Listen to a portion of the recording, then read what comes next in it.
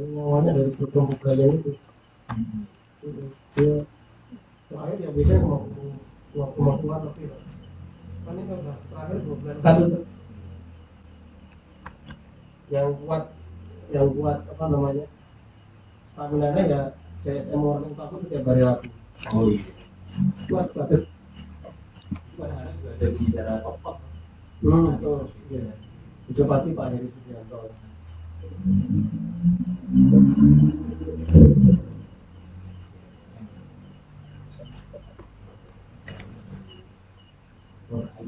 Oh ya, sekretarisnya. Di panitia apa? MJE. Nah, itu Muhammadiyah Jogja Expo.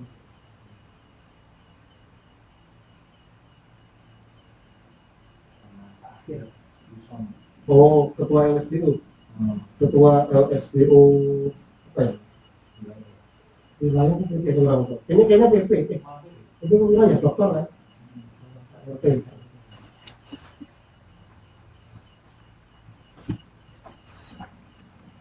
Kira-kira on air jam berapa ini, Mas? 1950 ya? Ya. Atau sampai. Udah sekarang udah muncul nyari waktu kan? Sore orang belum makan saya. Ya jenuh juga masih pakai jam-jaman. Udah ngumpulin orang susah. Ngumpulin orang susah. Pandemi itu ya fitnya kemarin pandemi. Nah, sekarang itu kan jualannya hybrid, Mas. Jualannya udah nggak live lagi. Hybrid sekarang. Sekarang tangannya masih sewa masih. Sewa udah normal. Sewa udah normal terus tambah sekarang paketan kelas hybrid, produk hybrid tuh. Sekarang ini hari ini 3 tempat, 3 lokasi alhamdulillah. Di Magelang 1, di Ambar Mall, satu lagi di mana ya? Kemarin sekarang kayak nilai tambah kalau itu kan hybrid ya. Yang berarti hambatan di Jogja 100, yang bisa nonton dari mana pun bisa 1000, 2000.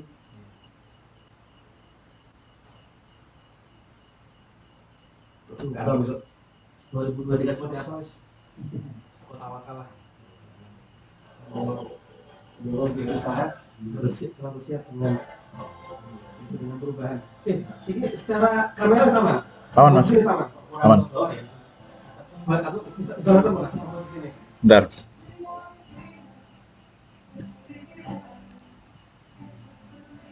Ini dulu yang mau tanya. Belum.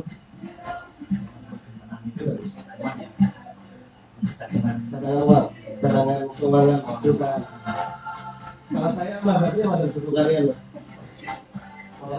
Lalu amalnya. Saya bukan bilang nol.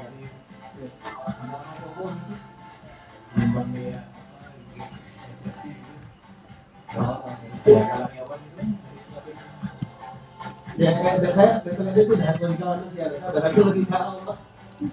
Oh, panik Bismillah. Karena saya punya pengalaman, Mas. Ketika saya nahan uang, nanti ada pengeluaran yang nggak ada. Maaf ya, musibah. Oh, no, kayak pengeluaran juga. Jadi kemudian yang mana ada undang-undang ini Pak mau dibayar. Entah sedekah gitu.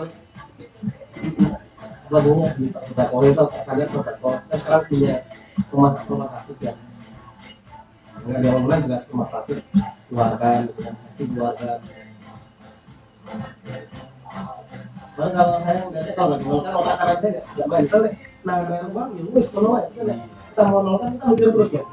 Jadi riset kan, misal sing lagi lari sopo ke depan apa sih gitu kan? Yang lagi lari hari ini apa ya, terus ke depannya kita harus bisa kemana gitu kan? Ya, sekarang kan saya sebulan ini lagi belajar riset, lagi belajar riset ada kelompok kelompoknya soal riset itu. Karena kesana kan sekarang. Ini dari dulu udah ditinggalin orang ya. Sekarang apa mirrorless itu mirrorlessnya kan kalau nggak Sony Fuji. Yang mau video Sony, yang mau apa? Yang mau foto Fuji sekarang orang-orang.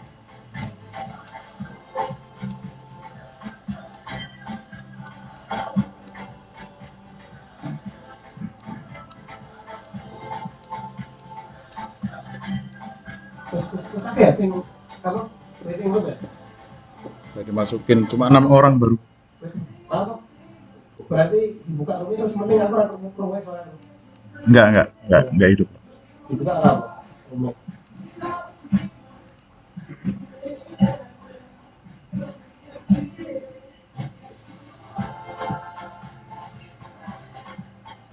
respect. Kira nonton langsung hawanya nih kalau jadi nonton programnya lah. Tadi jelas langsung nonton jemput di sana. Tapi jauh kalau di paling paling atas.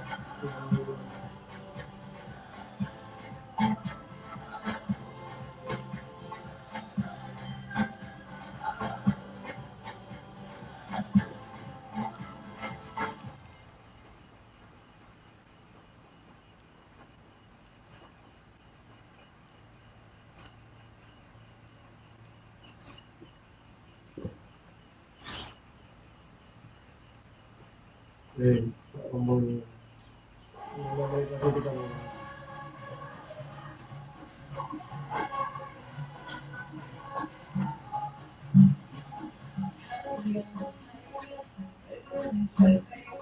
sebenarnya kalau event besarnya ini pertama tuh kan sekian kali mas untuk event besar olahraga. Kalau event besar misal kayak ASEAN Games yang mana ya? Yang kalau yang luar negeri Asian Games. terus bulan kalau ini. Pertama kita Standarnya yang diberikan kalau ada event besar gitu selalu mengirimkan wartawan yang full time di sana.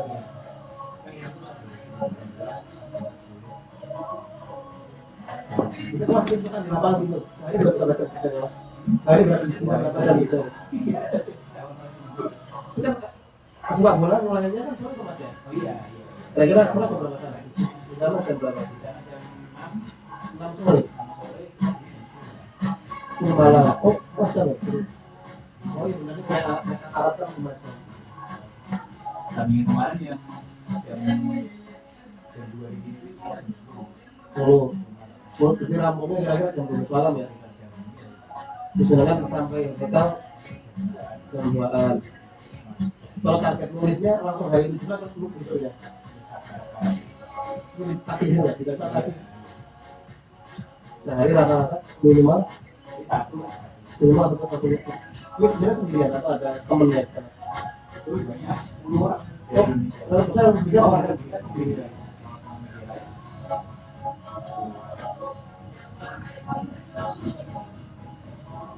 itu berada barang-barang dari Indonesia.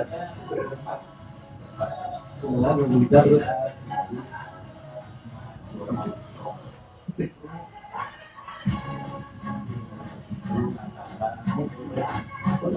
Kayak gitu kalau itu kalau mulai panjang malah pas mainan kayak dia. Kalau detik masih di situ itu kan yang spesial anaknya pas olah kayak gitu. Meninggal itu juga itu benar-benar 2005 kan ya.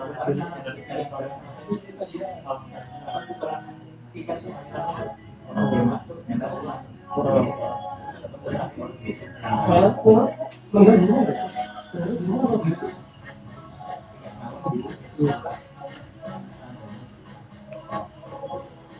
Tidurnya di Jember pengacuran.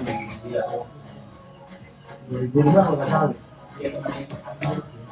Oh iya benar benar. Betul.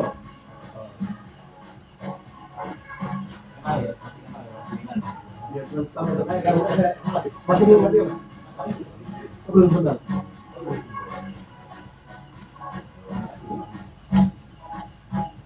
Jadi Anis itu angkatan ya? Anis. Oh, suaminya tuh itu vokalis dari Jog. Sama sama cewek dulu. Nasution. Dan cewek nggak apa saya satu kelas atau nggak ada cewek saya apa lu? Kira lagi insyaallah. Nek dua kayak gitu terus nanti tak gawe kayak gini. Tapi Tapi nek apa engko fokusnya lo pembicaraannya tak gawe kayak gini. Tak gawe kayak gini nanti. Caranya gitu. Ya sama yang sekolah politika tuh. Apa Adrian Jonathan Fornas. Dia redaktornya pemimpinnya selama politika itu kilo. Sekarang lagi S2 di Alfred. Wisnu Prasetyo, ya, 2007. Semarang. Kakek siapa? Kakek Mas Ingat itu. Ya, tak tampil no 2 gini ya. Konsep pengenalan ini.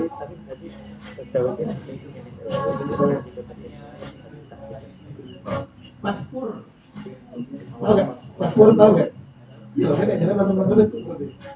Mas Pur. Kira apa dia? Dia kan udah lama. Gila, Bang. Gila. Mas Pur. Mas Pur. Kakak itu. Kakak itu. Langsung aja.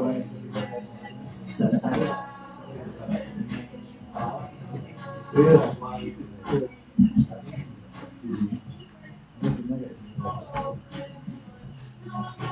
Ini mas, kayak gini, nanti isinya ini, basic, isinya ini terus tak kasih nama, Oh gitu.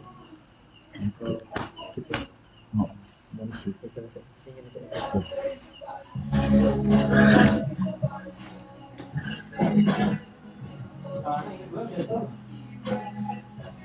Yang kedua Samuel. Udah TK besar. Nah, di batang ini kan apa jenenge waiting room ini waiting room di batang ini. Oh iya, Yes. Di TK Budimu ya. Heeh. Kalau dia masih udah kelas 2.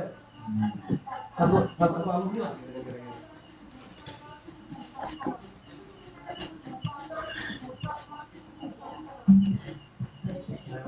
Yuk, 2 menit. Sampai 95 ya? Bismillah. Semoga selesai berani. Itu nggak biasa jadi moderator. Biasanya moderator talk show itu saya mikir lah. Kalau menit slow, latihan saya enak ya. Jadi kayak tadi, aku baru pulang dari rumah dan saya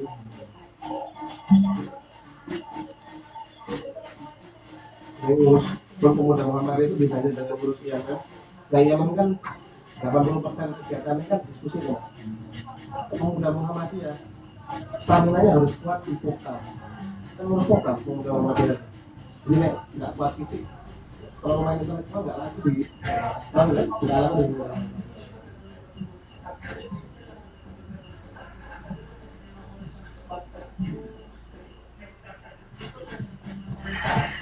masih ya, nggak masih. Memang game nggak masih apa? Bukan enggak, saya kan udah overtime. Jadi saya keluar dari Yaman ya ketika itu, ketika apa namanya? Ketika masuk muda, saya di misioner IMM itu di PD IMM Desember 2000 Desember 2014 terus kita Januari Februari ke masuk muda.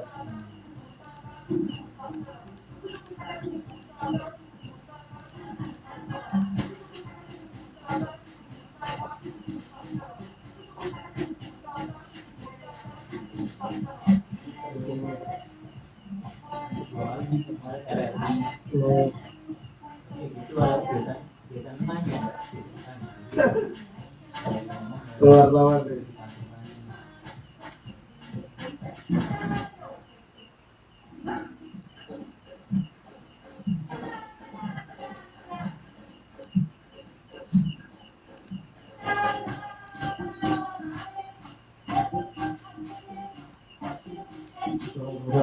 Biasanya sampai 50 orang.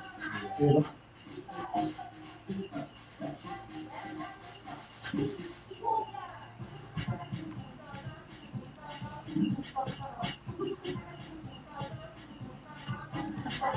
Yuk, bismillah kita mulai. Bismillah.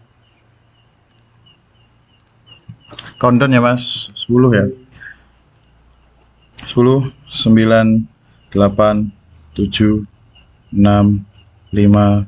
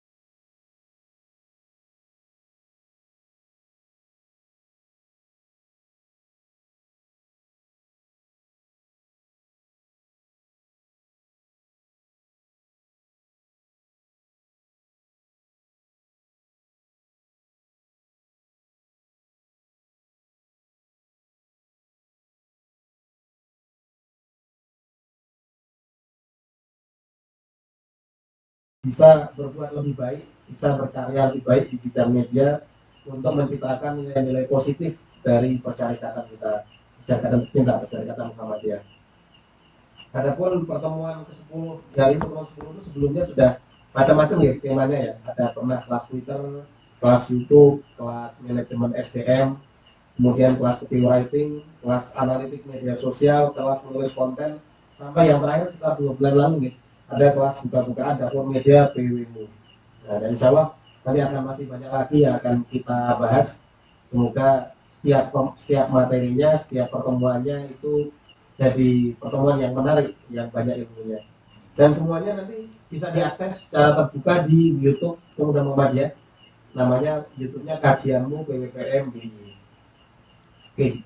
Jadi kemudian pengenalan, malam hari ini kita akan berdiskusi dengan kader Muhammadiyah, kader persyarikatan, sekaligus jurnalis kebanggaan kita, wartawan milik kita. Selamat malam Mas Fernand. Selamat malam Mas Fani, selamat malam teman-teman pemuda Muhammadiyah dimanapun berada. Sehat ya Mas ya? Alhamdulillah, alhamdulillah walaupun agak sedikit batuk ya. Pulang-pulang masih belum sembuh. Saking ya mungkin ekstrim di sana gitu. Iya, Namanya iya. cuacanya ekstrim. Ya lumayan harus aklimatisasi. Oke, oke. Yang alhamdulillah kemarin hampir sebulan ya Mas ya, 3 minggu ya, sekitar 3 minggu sampai sebulan meliput gegap gempita Piala Dunia. Jadi kalau kita hanya nongkrongin TV tiap malam, mulai pertandingan awal pertama jam 8 ya, jam 8 atau jam 10 sampai pertandingan terakhir sekitar jam 2. Nah, kalau kita nontonnya hanya di TV gitu kan, langganan video.com atau nonton di SCTV, walaupun kemarin tengah-tengah tiba-tiba ada pergantian TV analog ke digital kan hilang semua harus beli STV gitu kan. Iya, itu sekitar tanggal Desember awal itu. Jadi apa namanya, malam-malam besoknya udah nggak bisa diakses semua TV-nya, harus akhirnya berbondong-bondong orang beli STV demi nonton Piala Dunia. Jadi kalau kita hanya bisa nonton dari layar kaca, Mas Fernand nonton langsung ini Pak, lihat Messi, lihat Ronaldo, lihat Harry Kane, siapa lagi lah, lihat Luka Modric ya, dia nggak kelihatan ya di mobile. Lalu Kateli Itali nggak masuk nih, Itali nggak masuk. Iya, ya alhamdulillah luar biasa, intinya sudah mungkin mewakili Muhammadiyah lah gitu, di Piala Dunia gitu. Oke, saya kenalkan dulu ya teman-teman, nama Mas Fernand Rahadi, pekerjaan sehari-hari redaktur Republika sejak tahun 2008, berarti tahun ini udah 14 tahun lebih ya, di Republika. Kemudian pendidikannya S1 dan S2-nya di Ilmu Komunikasi Fisipol UGM, domisilinya di Sleman, Yogyakarta. Kemudian di persyarikatan aktif sebagai anggota bidang Kominfo di PPM DIY dan juga di PCPM Ngatulik Sleman. Untuk keluarganya 1 istri dan 2 orang anak, dua orang anak betul ya Mas ya? Alhamdulillah masih satu. Oh, satu istri dan 2 anak betul ya? Iya, alhamdulillah. Nanti jadi kita bakal cerita, bukan nanti apa yang diceritakan malam hari bisa menginspirasi teman-teman gitu kan. Mungkin teman-teman yang opening media bisa all out lah, siapa tahu kalau dengan all out teman-teman berarti bidang media bisa meliput misal ada konferensi Islam, konferensi kopi atau konferensi lain-lain yang kira-kira sesuai dengan bidang apa ya, bidang media teman-teman gitu kan. Jadi kita mungkin cerita gimana kok bisanya ke Qatar gitu kan, kok apa aja yang menarik karena terus udah nonton, berarti pernah nonton nggak Messi mau latihan dan sebagainya lah. Oke, ya kira-kira itu dari saya untuk pembukaannya. Nanti insya Allah dilanjutkan Mas Fernand, apa namanya, waktu dan tempat saya persilakan. Terima kasih Mas Fani. Ya, saya udah nyiapin slide ya ini ya, bisa dibantu teman-teman di sini untuk slide-nya ya. Ini adalah perjalanan jurnalistik ya. Saya dimulai dari tanggal 17 November, meskipun pembukaannya baru tanggal 20 ya, kemudian diakhiri kemarin tanggal 7 Desember, kita masuk fase 16 besar ya. Cukup lama di sana ya, dan agendanya juga cukup padat ya. Sampai selesai tapi di sana saya sudah cukup apa ya, capek lah di sana. Kerja 24 jam saya ya. Karena juga apa namanya, sekalian menunaikan umroh juga ya, di sela-sela tugas. bagaimana kok bisa uang saya ceritakan di slide selanjutnya. Monggo Mas. Itu slide selanjutnya. Ya, jadi memang diawali dari visi ya. Jadi memang saya itu bisa sampai berikut ke dunia itu saya persiapannya nggak cuma sebulan 2 bulan ya, bahkan kalau bisa dibilang saya beraman-aman atau memiliki niat untuk berangkat itu sudah dari tahun sebelumnya mungkin. Tahun sebelumnya apa namanya memiliki keinginan ya, waktu itu saya bilang dari diri saya ingin merasakan kualitas yang bisa dibilang ini kalau buat orang itu ya hajinya juga. Ya kayak semua olahraga itu adalah berikut Piala Dunia. Itu capaian tertinggi ya, capaian tertinggi lah. Jadi setelah ini saya udah bisa nggak ingin apa-apa lagi. 2026 ke Amerika lah. Amin kalau masih punya tenaga. Setahun yang lalu saya memiliki niat itu, dan kemudian persiapannya kurang lebih 6 bulan. Kurang lebih 6 bulan itu saya waktu itu bilang ke pemimpin redaksi Republika bahwa saya punya keinginan seperti ini untuk kongress ya, untuk meliput Piala Dunia gitu, dan dia bilang bahwa akan diusahakan gitu ya, karena memang sebelumnya itu belum pernah ada yang merencanakan jauh-jauh hari ya. Jadi pengalaman peliputan sebelumnya itu selalu mendadak. Mungkin ya.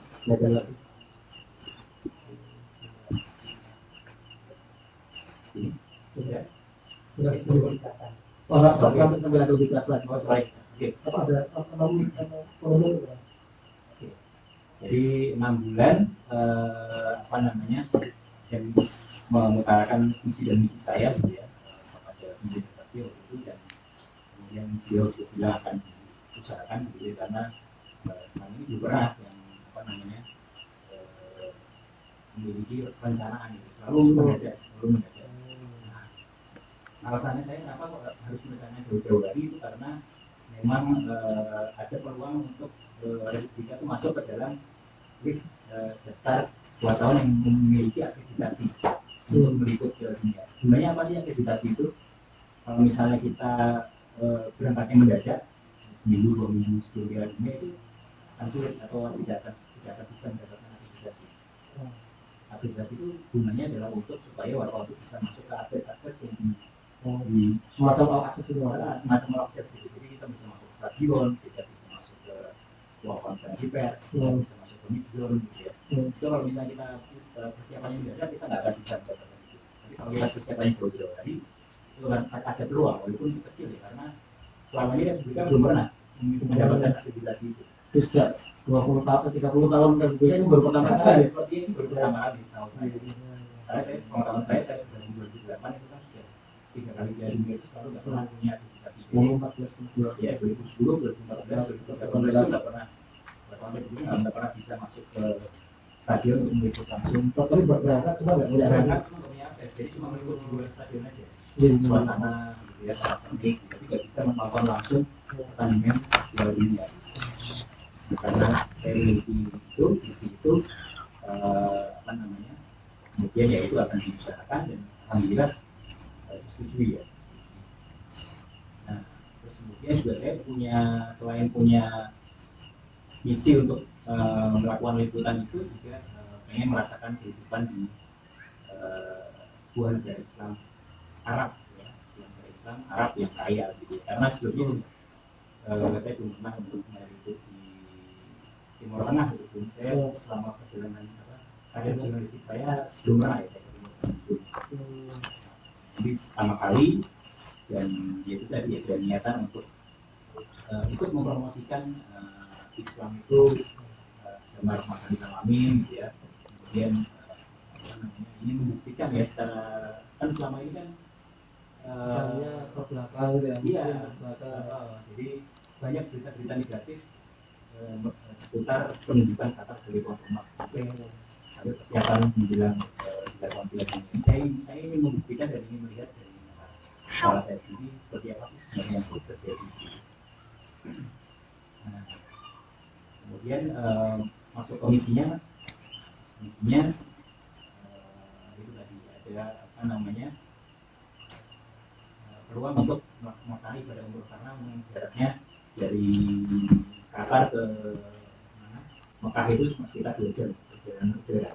Oh iya iya. Itu 2 jam. Kalau misalnya pakai mobil itu sekitar ya 1 hari lah. Itu tidak menjadi opsi saya karena itu akan banyak waktu ya. Tempat capek di sana. Gimana caranya saya harus apa namanya bisa menyempatkan lah masyarakat dekat ya sekali dan ya alhamdulillah mendapatkan kemudahan ya karena ternyata setelah sampai sana lewat atau menjelang apa namanya penyelenggara Piala Dunia itu diumumkan bahwa tidak perlu visa untuk masuk ke negara-negara tetangga Qatar. Oh iya iya. Di Mesir, Oman itu WA itu semua menggratiskan visa. Semua menggratiskan atau hanya cukup memiliki yang namanya Hayat Card. Hayat Card itu sebagai pengganti visa selama di Qatar. Semua penonton Piala Dunia harus memiliki yang namanya Hayat Card. Nah, Hayat Card itu bisa dipakai untuk mengunjungi negara-negara tetangga Qatar. Jadi Emirat Arab, Mesir, dan juga Oman. Kayak kurang tahu ada juga Yordania. Nah, karena ada kemudahan itu akhirnya udah saya semakin mantap untuk melakukan perjalanan ke Qatar. Ya lanjut. Persiapan 6 bulan, kurang lebih 6 bulan. Nah ini yang mungkin sebagai teman-teman pemuda-pemudi yang suka dengan Liga Indonesia mungkin tahu orang ini ya, karena dia di tahun 90-an sampai awal 2000 itu sering banget menjadi komentator Liga Indonesia ya. Seorang wartawan senior namanya Herdian Toto. Oh iya iya iya. Bola ya. Bola. Kita bola. Kemudian sempat di majalah World ya. Tapi statusnya lebih ke banyak ke wartawan freelance. Biasanya nulis buat dijual.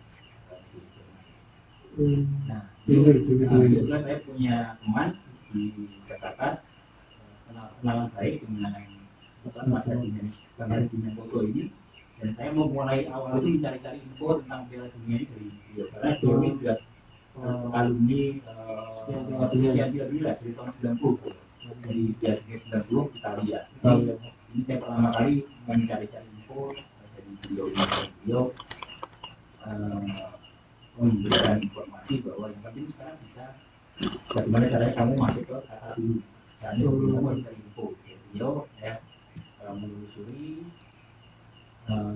yang pertama adalah menurut beliau adalah apa ya sih yang disyaratkan oleh Qatar gitu ya untuk orang dari luar itu bisa masuk gitu ya. Cari informasi apa yang dibutuhkan dan kemudian bagaimana peraturan untuk selama COVID ini. Apakah dibutuhkan vaksin tertentu untuk bisa apa namanya sudah masuk ke Qatar, dan saya cari ternyata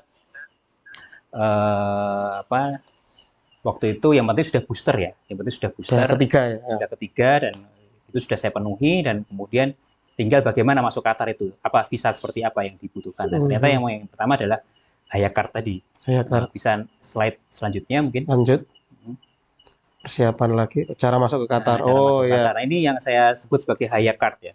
Ini Hayat Card ini kartu sakti ya selama jadi all access ya. All access. Jadi kita misalnya kita memiliki kartu ini, kita bisa naik metro, kereta cepat di Qatar itu secara gratis, naik bis juga gratis. Kemudian apa namanya juga disediakan berbagai diskon untuk makanan begitu ya, makanan minuman begitu ya. Pokoknya ini kartu sakti ya, kalau sudah memiliki ini juga nanti bisa berkeliling ke negara-negara tetangga itu secara free ya, jadi nggak perlu bayar. Ini bayar buatnya. Nah itu untuk mendapatkan ini lumayan panjang prosesnya. Jadi untuk mendapatkan kartu ini seorang yang berasal dari luar Qatar itu harus pertama memiliki tiket pertandingan. Harus beli sejak awal, pertandingan. Terus kemudian juga harus sudah memesan akomodasi minimal 3 hari. Oke, kayak hotel itu macam hotel. Macam Jadi hotel. nggak boleh jadi gelandangan sih maksudnya. Nggak boleh jadi gelandangan gitu. Baru nanti bisa mendapatkan kartu ini gitu ya. Akhirnya saya waktu itu apa namanya sama Bang Hardiman gitu ya. Udah kita beli saja gitu satu tiket gitu. Kemudian untuk penginapan ya udah 3 hari kita beli. Sambil saya mendaftar akreditasi resmi ya untuk jurnalis gitu ya. Karena ini belum pasti sifatnya akreditasi ini kita banyak sekali ya berebut ya dari media-media Indonesia itu banyak sekali berebut gitu ya. Dan kemudian saya diuntungkan dengan beberapa media itu tidak memberangkatkan wartawannya. Beberapa media yang biasanya memberangkatkan wartawannya seperti Tempo, kemudian Jawa Pos itu tidak memberangkatkan gitu ya. Jadi saya agak beruntung bisa masuk ke list daftar wartawan dari Indonesia yang mendapatkan akreditasi. Ada kuota gitu ya? Per negara ada kuota? Per negara ada kuota. Jadi kuotanya itu juga berbeda-beda tiap negara. Kalau negara-negara yang negaranya tampil di Piala Dunia pasti akan mendapatkan kuota lebih banyak. Oh ya, masuk seperti akal. Brazil, Argentina itu udah pasti kuotanya di atas 50 lah. Kalau Indonesia cuma 10. Cuma 10 kemarin itu di salah satunya Republika itu ya. Kemarin alhamdulillah Republika dapat 1 gitu. Walaupun yang kemarin Kompas tuh dapat 3 sama Tribun 4. Jadi satu grup itu dapat 4 gitu ya. Kemudian Detik tuh dapat 2 gitu ya. Ya itu agak inilah. Tapi ya udahlah karena mereka juga sudah langganan untuk memberangkatkan wartawannya di Piala Dunia. Enggak seperti Republika yang tiap 4 tahun itu mendadak gitu ya. Baru memutuskan mengirim itu seminggu atau 2 minggu sebelumnya. Baru kali ini kita mempersiapkan. Nah, ya alhamdulillah akhirnya saya dapat itu ya akreditasi dan ya apa namanya? Ya dilalahnya kok pas sudah beli tiket itu, sudah memutuskan beli tiket, sudah memutuskan untuk membeli memesan akomodasi, baru akreditasi itu datang seminggu kemudian gitu. Jadi akhirnya ya tiketnya itu terpaksa saya jual lagi. Tiket dan akomodasi terpaksa saya jual lagi karena saya sudah mendapatkan akreditasi gitu. Berarti artinya kalau dapat akreditasi itu udah free kan gitu kan ya? Iya, udah free. Jadi harusnya nggak perlu beli gitu kan? Perlu beli. Jadi untuk tiket masuk pertandingan itu sudah free lah. Ibaratnya di sana tinggal masuk lah, tinggal berebut slot aja sama wartawan yang lain. Karena juga tiap pertandingan ada kuotanya. Pertandingan pasti ada kuotanya lagi. Ya bisa next. Lanjut. Oke. Nah anggaran ini wah. Anggaran kira-kira seperti ini ya. Mantap. Kemarin saya membuat rincian anggaran begitu ya. Kira-kira itu pesawat itu Qatar Airways itu sekitar 1.450 US dollar atau sekitar 22 juta ya. PP itu ya. PP. Start dari Jakarta. Dari Jakarta. Jadi ya Jogja udah beda lagi, tambah lagi berarti di Jogja gitu. Penginapan. Nah, penginapan itu kemarin akhirnya setelah saya mengembalikan akomodasi resmi dari penyelenggara, akhirnya saya kemarin setelah mendapatkan akreditasi akhirnya saya mencari-cari orang Indonesia yang tinggal di Qatar yang apa namanya dari saya dapat info dari Kedubes Indonesia di Qatar bahwa ada beberapa orang Indonesia yang bersedia menyediakan kamar gitu ya buat wartawan yang datang ke sana gitu dan mendapatkan tiket yang lebih harga penginapan yang lebih murah ya.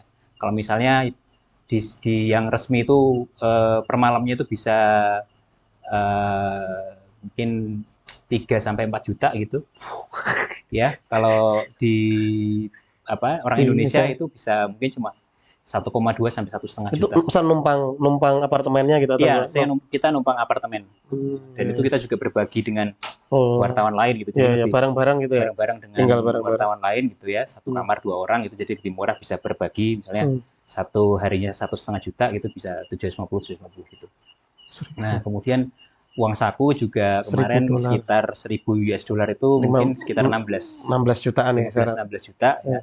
Dan kemudian juga saya harus mengalokasikan biaya untuk umroh dari sana berangkatnya itu sekitar segitu 16 juta ya. Sekitar 40 juta minimal ya. 16 juta. Sebenarnya kalau misalnya ada temannya umroh itu 4 orang misalnya itu bisa lebih murah. Tapi karena ini saya sendiri saya harus bayar sekitar segitu 16 juta gitu.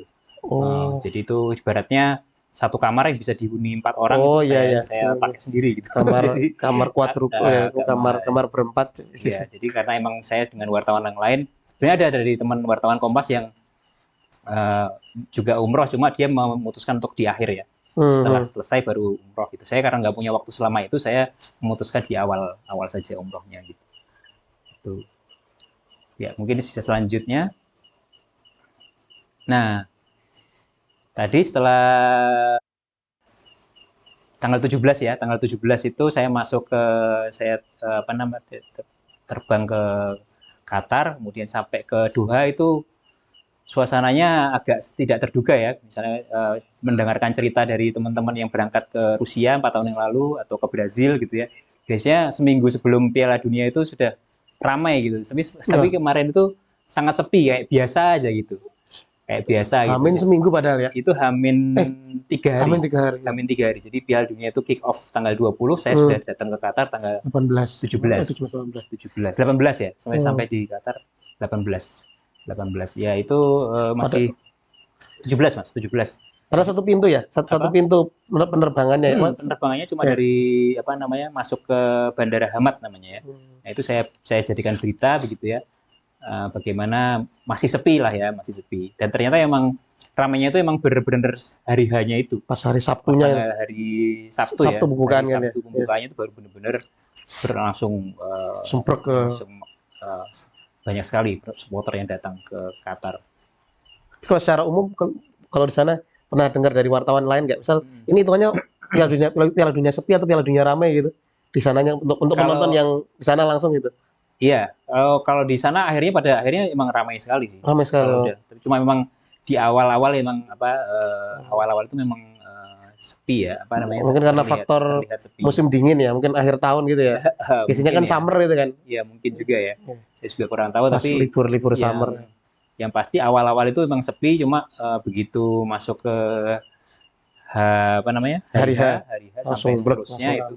Jadi memang sepertinya supporter-supporter itu memang mengikuti timnya gitu ya. Mengikuti timnya. Jadi ketika timnya nggak bertanding ya belum akan datang gitu. Jadi setelah nah terbukti setelah 16 besar itu juga udah mulai sepi tuh.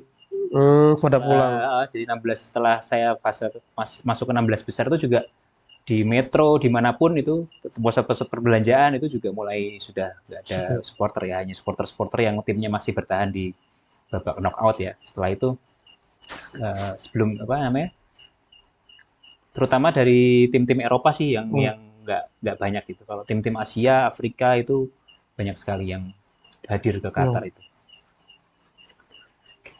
Oke, bisa lanjut. Nah, ini foto penginapan saya di Altumama ya. Altumama itu sebelah selatan pusat kota Doha ya. Ibaratnya kalau di Jogja itu ini Bantul lah ya. Bantul ya. Jadi suasananya sangat sepi ya. Sekelilingnya itu masih banyak gurun ya, masih pasir gitu ya, masih ibaratnya masih kampung lah ya. Nggak ada tanaman sama sekali ya? Nggak ada tanaman sama sekali. Jadi emang sangat gersang ya gitu ya. Banyak tanaman-tanaman tuh yang kesannya itu emang benar-benar kayak apa ya, dimunculkan ketika Piala Dunia ini aja gitu. Jadi emang sulit tumbuh di sana. Tanaman hijau-hijau itu sangat jarang terlihat gitu ya. Ini walaupun begitu itu di sebelahnya ini, sebelah kanan itu ada mall di situ. Ada mall. Cuma ya mallnya juga sepi gitu karena mallnya berarti kalau di Jogja itu di Bantul gitu ya. Jadi nggak banyak. Nggak ada yang belanja gitu. Jadi ini saya mendapatkan penginapan yang lumayan jauh dari metro ya, metro station ya, karena saya waktu itu memperkirakan dari metro atau metro station itu bisa jalan kaki, tapi ternyata nggak bisa ya, karena di depan itu sudah jalan gede yang buat nggak bisa buat nggak ada penyeberangan gitu, nggak ada akses buat penyeberangan. Nah itu harus dari situ untuk ke metro station tuh harus sekitar naik taksi sekitar 5 menit ya dari situ. Nah, jadi memang ada biaya tambahan untuk transportasi. Jadi selain meskipun gratis ya, meskipun metro sama bis itu gratis, tapi bis itu juga nggak setiap hari datang, nggak setiap hari lewat di depan rumah gitu ya atau apartemen. Akhirnya kita pilih akomodasi berupa transportasi berupa taksi ya. Taksi itu di sana Uber ya, yang banyak. Yang providernya, vendornya. Di sana Uber sama satu lagi itu Karwa namanya. Semacam Gokar ya? semacam Gokar gokarnya di sana Grab-nya yang, gitu. yang lokal punya itu Karwan. Yaitu sekitar 10 ya, 10 rial Qatar ya dari situ ke stasiun itu sekitar 50 ribuan lah. Sekitar 50 ribu. Sekali jalan. Sekali jalan. Nah, itu mungkin ya lumayan mahal itu. Jadi pulang pergi dari metro station ke penginapan tuh ya habis 100 ribu tiap hari. Kira-kira tiap hari berangkat jam berapa Mas berangkatnya? Berangkatnya Sore ya? eh, sampai jam ya ada pertandingan ya. Jam 10 kita baru selesai jam 12. Kemudian habis itu ada konferensi pers sampai jam 1. Terus masih ada apa namanya? Perjalanan dari stadion ke metro itu ya sekitar 1 jam. Kemudian dari metro ke ini ya sekitar sampai rumah jam 2 setengah 3 gitu ya. Malamnya. Malam. Kalau Nah, kalau paginya ya karena berhubung kurang istirahat habis sudah tidur lagi. ya. Bangun siang gitu ya. Baru bangun mungkin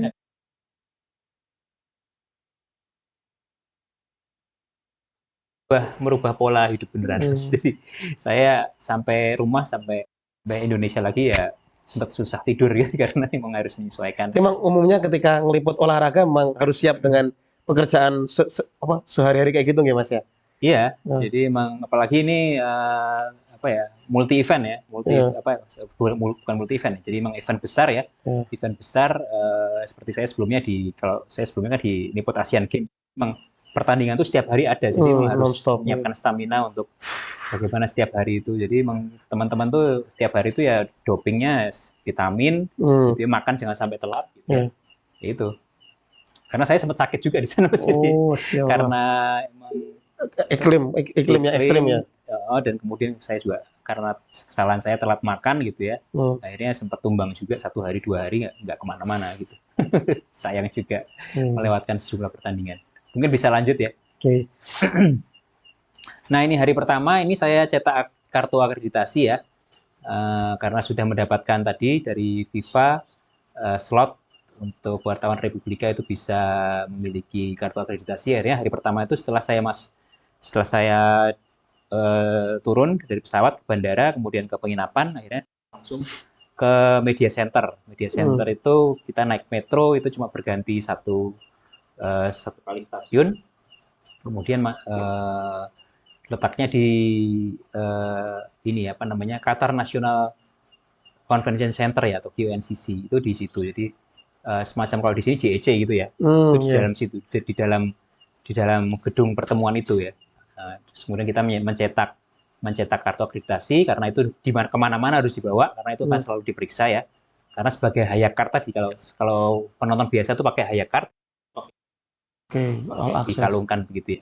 Dan itu juga nanti kita bisa di media center itu juga bisa ngeprint pertandingan, mana pertandingan yang kita daftar gitu ya. Jadi setiap hari itu di penyisian grup kan ada empat kali pertandingan. Nah untuk wartawan tuh dapat slot 2 kali pertandingan. 2 kali setiap harinya? 2 kali setiap hari. Karena kita nggak mungkin datang ke semua stadion ya? Stadion, karena kan jaraknya kan pendek-pendek. Dari jam 1, kemudian jam 4 ada lagi, kemudian jam 7 ada lagi, dan terakhir jam 10. Nah kita bisa milih tuh antara jam 1 atau gitu ya? jam 1 dan jam 7 atau jam 4 dan jam 10 gitu. Di antara pas nyelengnya itu harus berpindah stadion. Karena berpindah stadion itu memakan waktu cukup lama juga ya. Nah itu sekalian ngeprint. Jadi saya awal-awal itu karena nggak pede ya dapat pertandingan besar ya saya daftarnya ya Arab Saudi, Polandia gitu-gitu yang tim-tim nggak inilah ya. Yang Costa Rica, bukan gitu unggulan. Ya, awal-awal itu kayak gitu karena dapat info dari Bang Hardiman tadi bahwa kamu jangan daftar ya pertandingan besar, pasti kamu nggak akan ditolak gitu ini apa namanya aplikasinya karena itu sudah menjadi rebutan wartawan-wartawan internasional yang lain gitu ya. Ya udah saya daftar aja yang pertandingan-pertandingan yang apa ya kira-kira nggak diminati sama wartawan-wartawan maksudnya supaya untuk memastikan saya dapat gitu ya. Dan alhamdulillah ternyata emang dapat gitu kalau misalnya pertandingan-pertandingan yang seperti itu. Saya tuh pertandingan awal itu alhamdulillah dapat pertandingan pembuka gitu ya. Pas Qatar lawan Ekuador dan selanjutnya seperti kayak Polandia, Arab Saudi, kemudian lawan Tunisia, lawan Denmark itu juga memperoleh juga gitu. Ya mungkin bisa lanjut. Nah ini Makannya oh makannya ini. ya, jadi hari kedua itu udah kangen masakan Indonesia. Nggih, nggih, nggih. Jadi emang apa namanya, karena lidahnya juga udah biasa makan nasi gitu ya. Jadi Iya. ketika nggak makan nasi 1-2 hari itu Iya. sudah. Dan di sana ternyata emang lumayan banyak ya Hmm. restoran Indonesia ya. Hmm. Ini salah satu yang saya Karena- kunjungi itu namanya Mama Rozi ya. Mama Rozi. Itu juga saya akhirnya bikin satu tulisan tentang Makanan. pengalaman makan di tempatnya Mama Rozi ini. Iya. Beliau adalah seorang sebenarnya orang Malaysia sebenarnya dia. Cuma dia menikah dengan orang Indonesia, orang Aceh, dan kemudian pindah ke Aceh, kemudian baru setelah menikah kemudian pindah ke Qatar tahun 95 ya. Hmm. Dan kemudian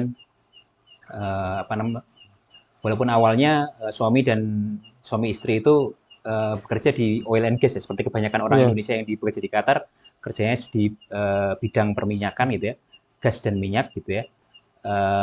Tapi kemudian karena berencana untuk pensiun gitu, akhirnya Nyicil punya usaha. Mama Rozi itu, ibunya namanya Mama Rozi itu menyicil untuk mendirikan usaha. Gitu. Akhirnya sekarang diteruskan oleh anak-anaknya yang ya besar di Qatar semua ya, kebanyakan besar di Qatar, dan mereka bahkan yang bungsu itu sampai nggak bisa bahasa Indonesia karena memang dari kecil itu tinggal di Qatar gitu ya. Berarti kalau penduduk asli Qatar makannya apa ya? Kalau mereka makannya penduduk aslinya? Penduduk asli ya makanan ini ya Pak ya, kayak roti gitu ya, kayak roti, kemudian kalau nasi ya biryani, sawarma gitu ya. Ada tapi nasinya besar-besar gitu Mas. Oh, yang bentuknya beda ya? Iya, iya. Bentuknya beda.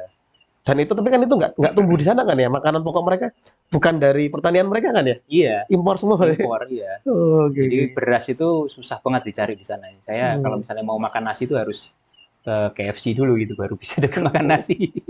Kalau nyari nasi sehari-hari ya ini harus ke Mama Rozi ini yang lumayan juga. Harus nyelakin waktu kan? Harus menyalakan waktu untuk. Berarti nggak setiap hari jangan bisa makan nasi ya? Bisa ya. Jadi memang sehari-hari ya makanya roti gitu ya.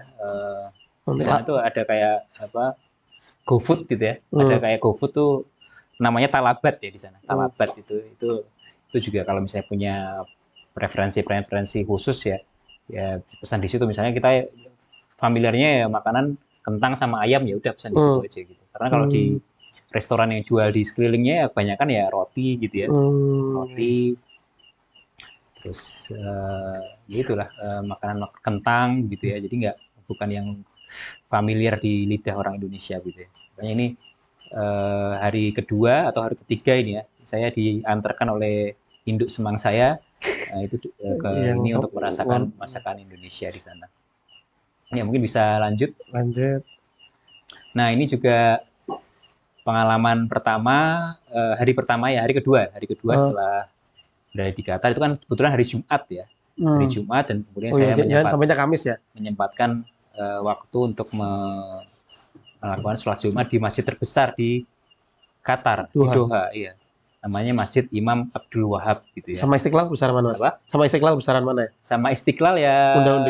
Unda-undi lah ya, unda-undi ya. Jadi besar, dan ini lumayan bersejarah ya karena Imam Abdul Wahab ini kan namanya aja Abdul Wahab ya, ini salah satu pendiri dari mazhab Wahabi gitu ya. Oh, berarti maksudnya yang merujuk ke orang Arab Saudi berarti kan? Ya. Abdul Wahab. Ya. Berarti secara mazhab keagamaan Qatar sama Arab Saudi mirip berarti ya? Mirip ya. Fikih-fikihnya itu. Fikih-fikihnya mirip ya. Ya, dan waktu di sana itu ketemu dengan salah satu ulama besar ya, cukup kontroversial ya. Itu ada di slide selanjutnya itu. Lanjut mungkin. Ya, itu bisa diputar videonya itu. Kebetulan saya setelah sholat ketemu dengan Dr. Zakir Naik ya. Oh. Itu tapi beliau bukannya tinggal di Malaysia ya? Atau lagi nonton Piala Dunia juga? Jadi selama Piala Dunia itu beliau mengisi kajian rutin di masjid ini Imam Abdul Wahab ini. Malah diterima ya gitu ya? Malah diterima kalau di sana. Makanya ini dengan mata kepala sendiri bahwa ini orang yang banyak ditolak di negara-negara Barat ya, di sini diterima dengan tangan terbuka gitu. Ya. Itu semua orang pengen bersalaman, semua orang pengen berfoto bersama gitu ya dengan. Kalau nggak salah dia malah tinggalnya kalau nggak Malaysia Singapura ya? Kalau nggak salah. Kalau nggak salah ya. Kalau nggak salah Singapura atau aslinya India kan, asli India tapi tinggalnya kalau nggak Malaysia Singapura domisilinya karena nggak diterima. Ini. Oh ya. Ya itu Dokter Zakir Naik. Ya ini kemudian juga menjadi salah satu bahan tulisan saya juga di Republika ya. Tapi kalau konsep masjid sana kayak di sini nggak sih? Misal masjidnya ada musola, ada masjid kecil-kecil di kampung-kampung gitu. Ada juga nggak gitu ya di sana tuh? Eh, Kalau di kampung-kampung agak susah ya, apa namanya? Masjid-masjid kampung gitu. Jadi di sana kayak mungkin musola ya, kayak musola gitu. Jadi kayak joglo gitu mungkin ya, seperti ini gitu. Jadi dari luar tuh nggak kelihatan seperti masjid gitu. Jadi saya memang agak kesulitan menemukan yang bentuk masjid yang kayak di kampung gitu ya. yang kita anggap masjid di Indonesia gitu kan ya. Siap. Jadi sangat modern sekali ya. Jadi mungkin terlalu modern gitu ya kan. Saya menjumpai salah satu masjid di bandara itu sampai di dalam itu ada liftnya gitu. Jadi masuk itu juga harus mencet apa namanya tombol gitu masuk terus pintunya buka sendiri gitu terus di dalam tuh untuk apa namanya tempat sholat pria lantai 1, tempat sholat wanita lantai 2 gitu. Jadi emang sangat modern ya. Jadi emang kadang-kadang ini juga ya kok jadi kayak gini ya, tapi nggak familiar gitu saking modernnya Qatar ya. Seperti itu. Tapi yang perempuan juga pakai itu, pakai niqab, pakai apa istilah bajunya kalau bajunya orang Arab tuh yang apa istilah yang hitam-hitam itu loh. Gitu juga gitu. Ya. Ciri khas Qatar itu kalau yang perempuan kan bajunya hitam-hitam ya.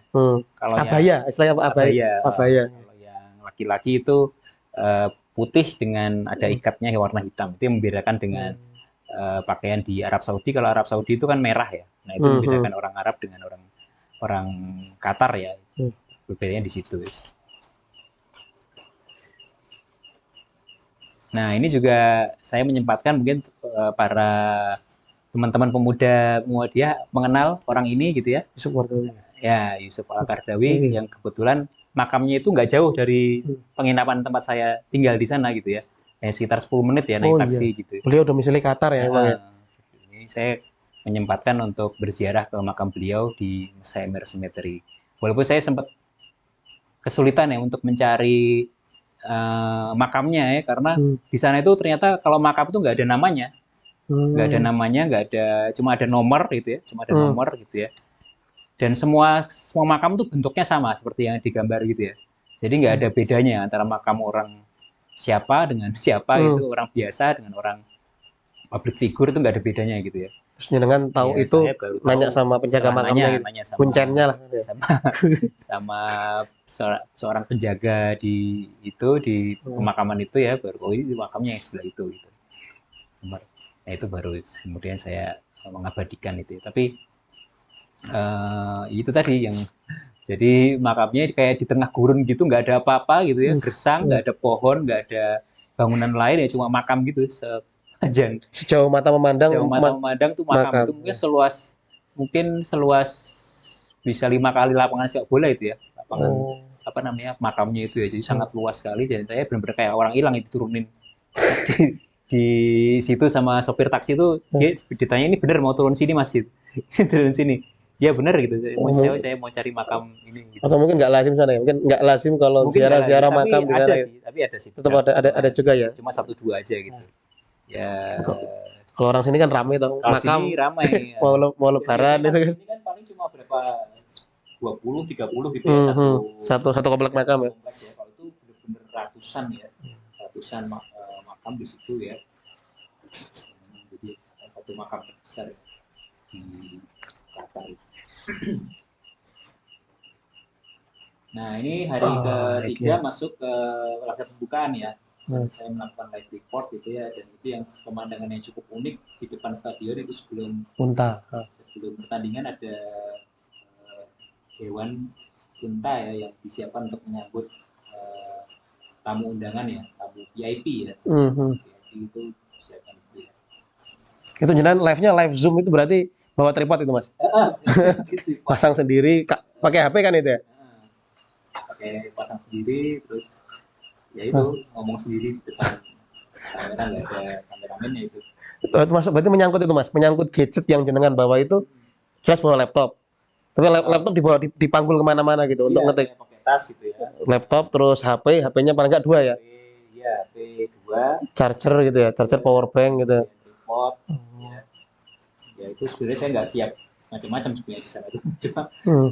karena teman-teman yang lain juga membawa berlebih gitu ya tripodnya, akhirnya saya pinjam gitu ya. Oh ya.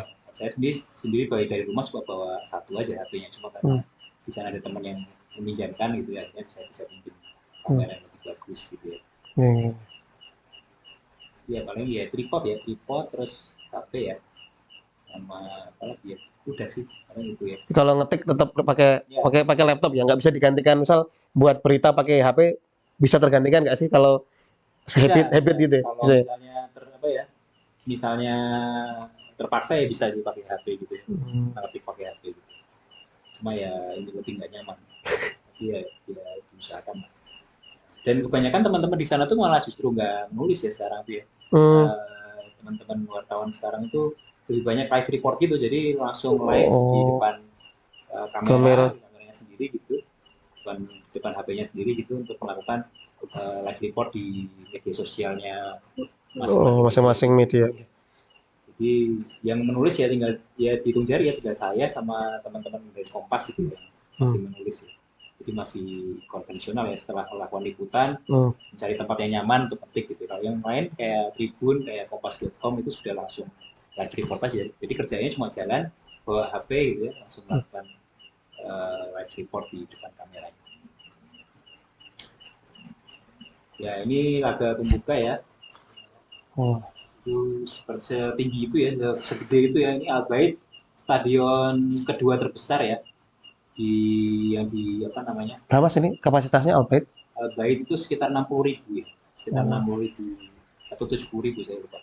Tapi ini stadion terbesar setelah Lusail ya. Yang final ya, Lusail. Ini laga pembuka di Al Bait yang itu jauhnya juga lumayan dari Doha itu lumayan, jadi naik bis itu sekitar 1 jam.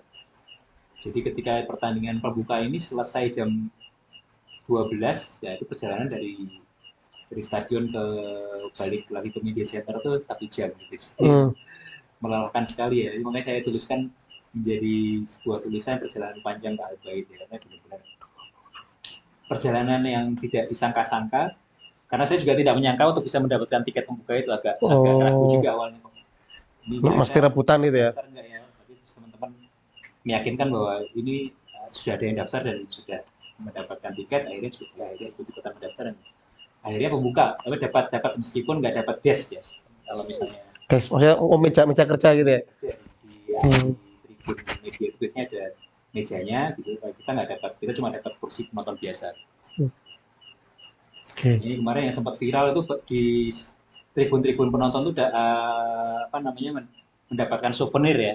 Hampir semua kursi itu mendapatkan souvenir dari penyelenggara gitu ya. Makanya kemudian diviralkan, ini negeri sultan ya, semua penonton dapat souvenir gitu.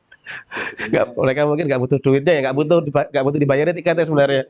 Tapi sebenarnya kenyataannya nggak semuanya dapat sih ya. Kita wartawan termasuk yang nggak dapat gitu ya. Mungkin yang di VIP atau di kelas 1 itu dapat ya. Di media itu nggak semuanya. Itu pertandingan di diaspora. Ya, ini diaspora ya. Ini kita sempat main bola ya di sana dengan komunitas namanya IATMI ya, ikatan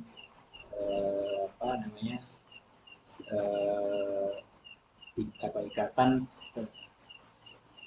teknik perminyakan gitu. Jadi orang-orang yang bekerja di perminyakan ya, bagian oil gas itu mereka mendirikan perkumpulan gitu ya. Mereka sering bermain bola setiap hari Jumat dan Sabtu. Nah, ya ini memang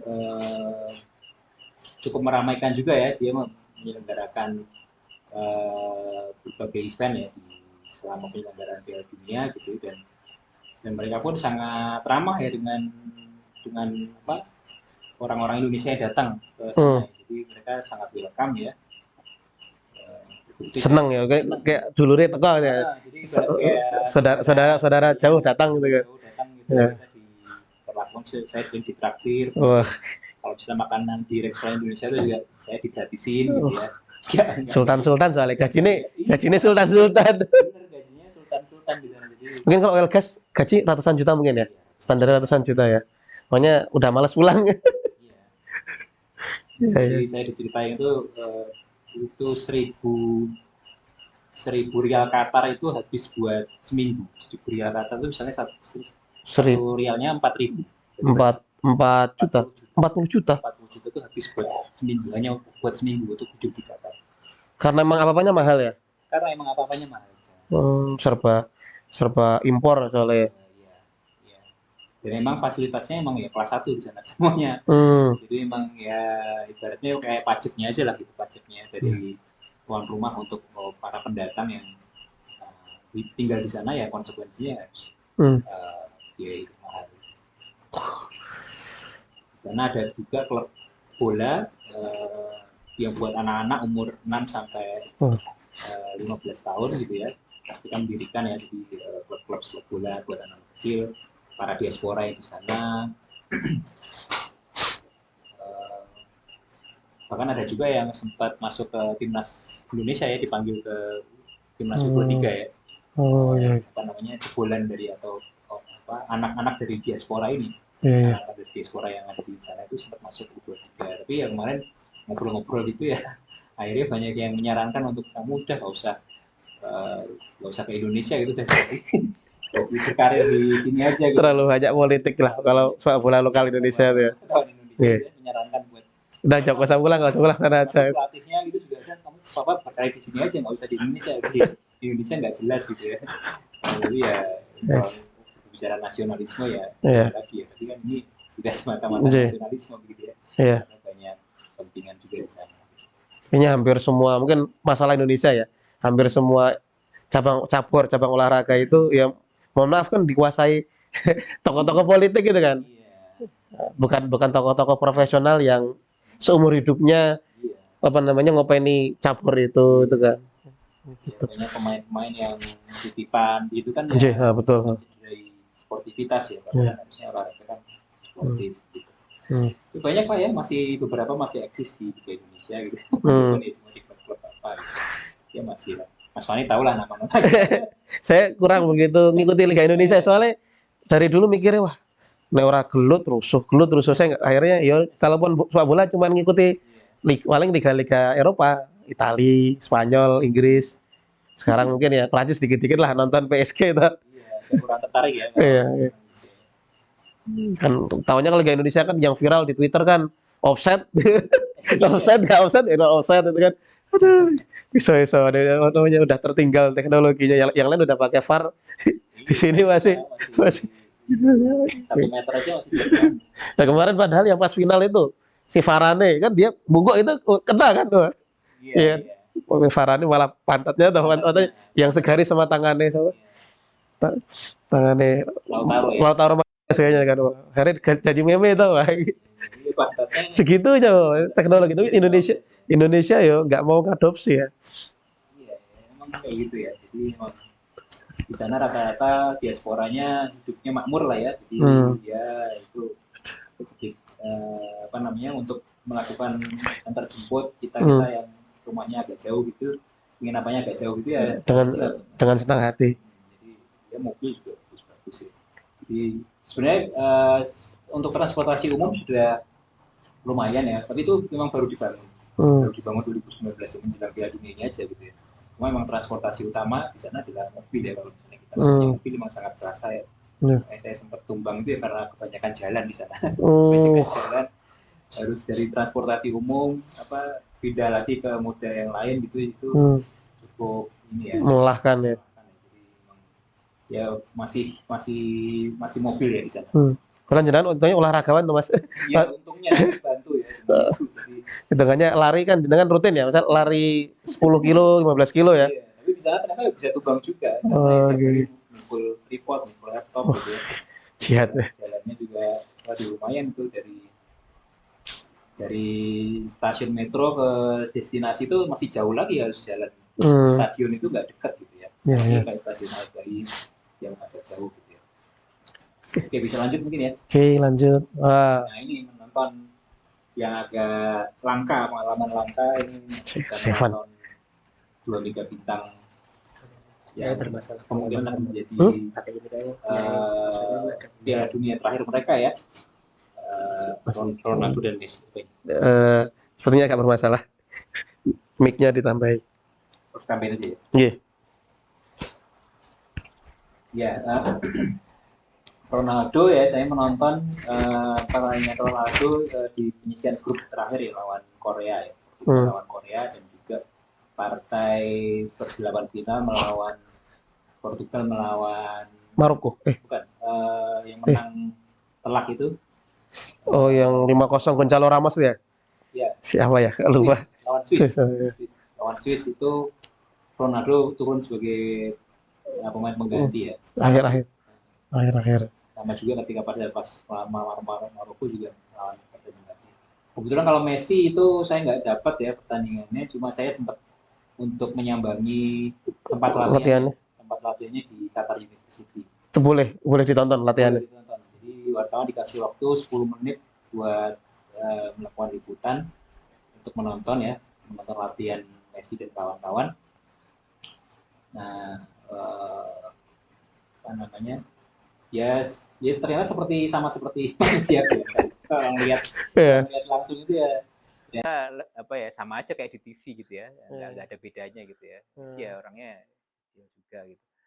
Ronaldo juga ya kayak gitulah gitu. Nggak istimewa gitu mainnya sudah nggak terlalu bagus ya kalau Ronaldo ya, udah banyak menurun ya. Iya sudah menurun ya. Kalau lihat dari stadion itu ya cuma di depan aja dia nggak pernah turun ke belakang ya. Jadi itu yang dikritik Ten Hag kan itu. Jadi pergerakannya sudah sangat menurun ya.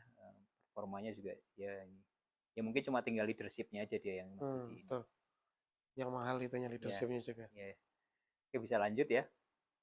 Nah ini menyempatkan umroh nih Mas. Jadi memang saya berencana jauh-jauh hari untuk melaksanakan umroh gitu ya. Saya sempat konsultasi kira-kira gimana kalau umroh itu saya selenggarakan kira-kira enaknya di awal atau di akhir begitu ya. Saya konsultasikan ke teman-teman, enaknya di awal aja karena nanti kalau di akhir pasti nanti pertandingan lebih ketat begitu ya. Pertandingan lebih ketat dan jadwalnya lebih padat begitu ya. Kalau di awal-awal mungkin masih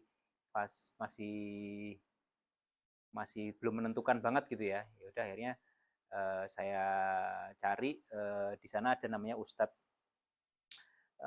seorang ustadz ya, orang Indonesia gitu ya, yang biasa memang memberangkatkan umroh orang Indonesia dari Qatar ke Mekah gitu ya. Nah, semacam biro gitu ya. Semacam biro, tapi dia cuma sendiri sih sebenarnya, cuma dia kebetulan sudah berkali-kali untuk menyelenggarakan umroh gitu ya.